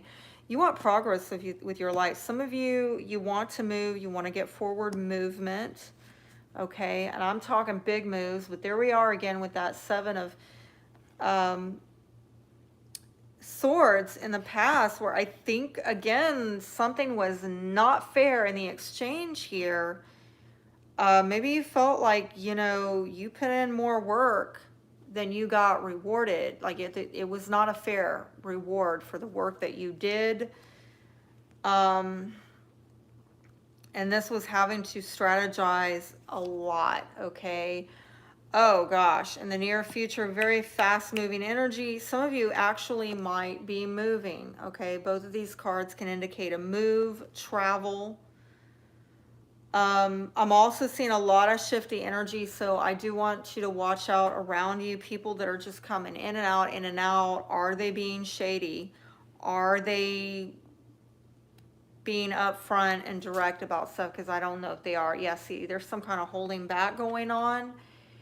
That something, I don't, you could be holding back for some reason, or somebody's holding back from you. I'm going to clarify that. You want things to be stable, okay?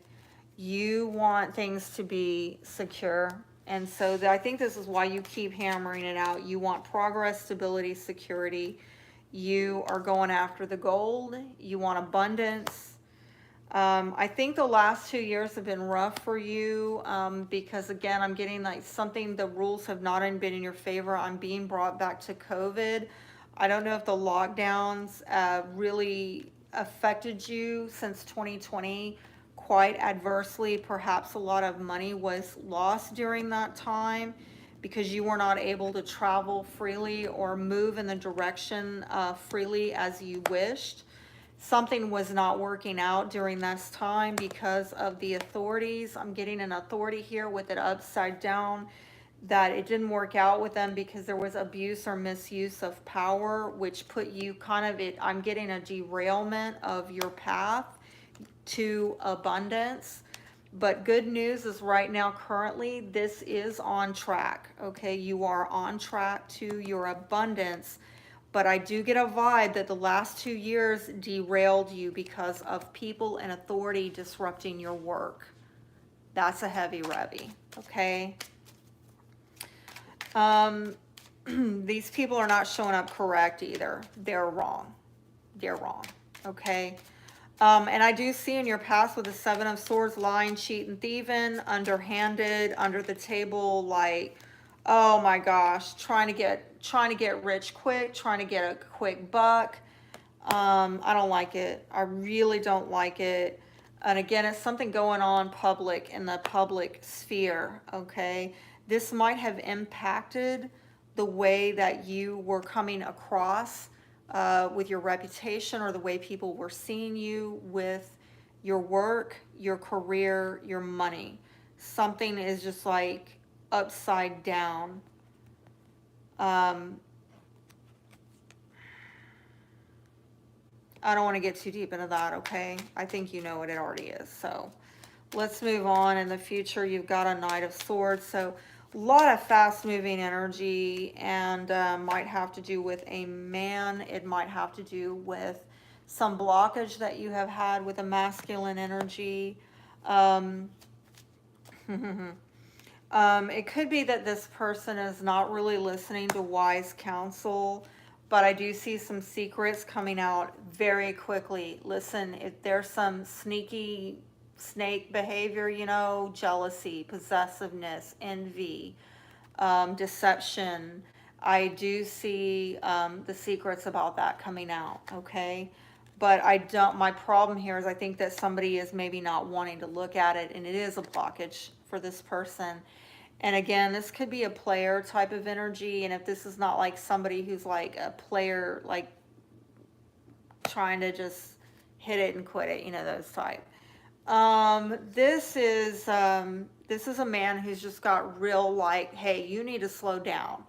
You don't need to be ping-ponging all over the doggone place. Just slow it down, calm it down, figure out what's the lesson here, what's the blockage, how do we get to the top of that mountain, stop trying to skirt around it, go around and get some wise counsel, listen to the truth and do what you need to do. And, you know, but I'm telling you, if somebody is not like dealing with it, like if they're hiding stuff, it could definitely come out. And let me get a time frame on that. I'm seeing a lot of sudden, fast energy. Please tell me about this Knight of Wands.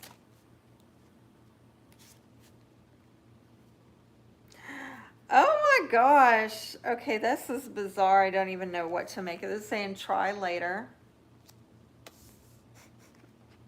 Hold yourself in May.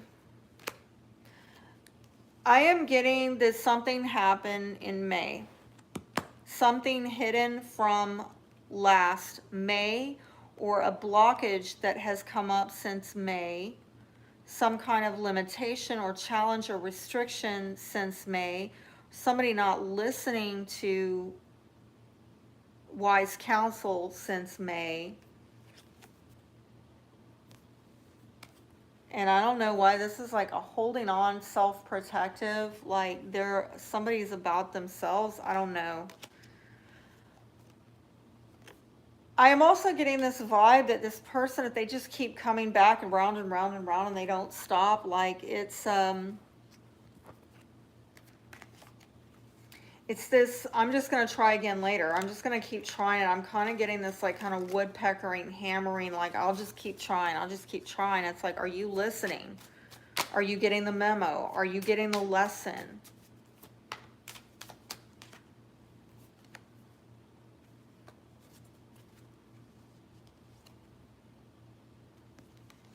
So So and there's that try again at the foundation again. So listen, I do feel it's a right here, right now message during July. I mean, you're going to see, like, you probably already know what this is about. I do feel like this person just is going to keep trying, keep trying, keep trying. If they fail, if you fail once, you know, try again and try some more and try to, like, I don't know, this person keeps at it. I am not sure entirely what that's about. But there's some kind of holding back energy where they're not listening to wise counsel, or they're not opening up about something, and it's making an important decision about a child, or making an important decision to have a new beginning, and somebody is just not giving to this. They could be, or I'm also seeing conversely, on the most positive thing here, somebody is holding back on spending or giving because they're trying to save up to get a new beginning. They've made a very important decision to give to something, and that's why they're saving up or holding back so they can give to a child or a new beginning. And the outcome,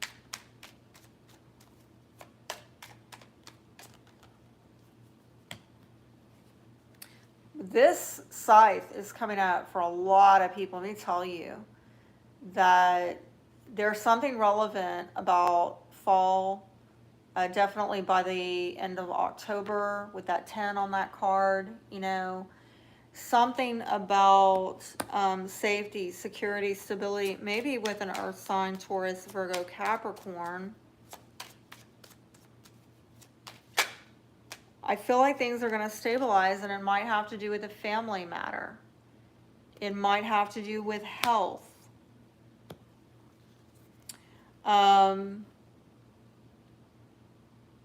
Getting a growth, okay, in a relationship.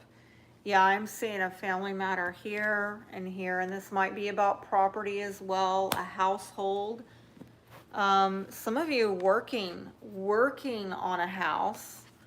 I am, in fact, working on a house with my Pisces daughter. We were working on it last night, and we're going to go back over there and work again. How long is this work going to go on? How long is this? Oh, during the month of July, okay? You'll be working on it in the month of July, and how much longer? How much longer? How much longer with this?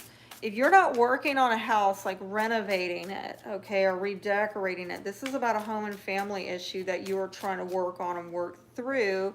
It's in progress right now. Yeah, duh. In divine timing. So it's yet to be determined as to what your stopping point is, okay? And when that stopping point is going to be. It's not really set in stone. I think it's going to go on for a while for some people, some longer than others.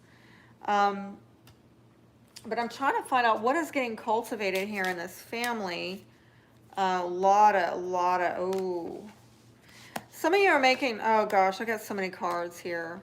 Some of you are making trying to make a big chess move. And again, I'm seeing some frugality because it's a strategy. It is somebody is trying to look at the long term and spend wisely, okay? There's been a lot of thought on, if I go over here and I invest in that, then a year, 2 years from now, I will have the leverage or the ability to then invest over here and chess move over there. And if this is involving family members, you might have family members that are pulling together, right? Like, I'm trying to rehab a property that I'm initially going to move into. So we're prepping it so that I can move into with my youngest daughter, but we're only going to stay there for maybe 6 to 9 months, at which point my younger daughter and her boyfriend are going to move in, and they're probably going to stay there for maybe a year or two. Everybody's using this to strategize and leverage a lower cost of living so people can, you know, have optimal credit, get their debts paid down, and hopefully buy homes or whatever we want to do in 2023. So I am seeing a prosperity. Like, there is actually money. I don't see that there's lack here. It's, if there's any holding back, it's not because you can't give to something. It's that you're being very strategic, as to what you were going to give yourself to. Some of you have an abundance of resources, but again, if you don't, it's because you are careful about emptying accounts because you're pouring money into something and you're trying to nurture something. You're trying to fulfill some end game goal, and it's all business strategy is what I'm seeing here. There's a lot of good luck and fortune here. You're getting a lucky break. Some of you are taking a chance, a gamble on this strategy, right? Because it's a game. It's the game of life. Everything's a chess move.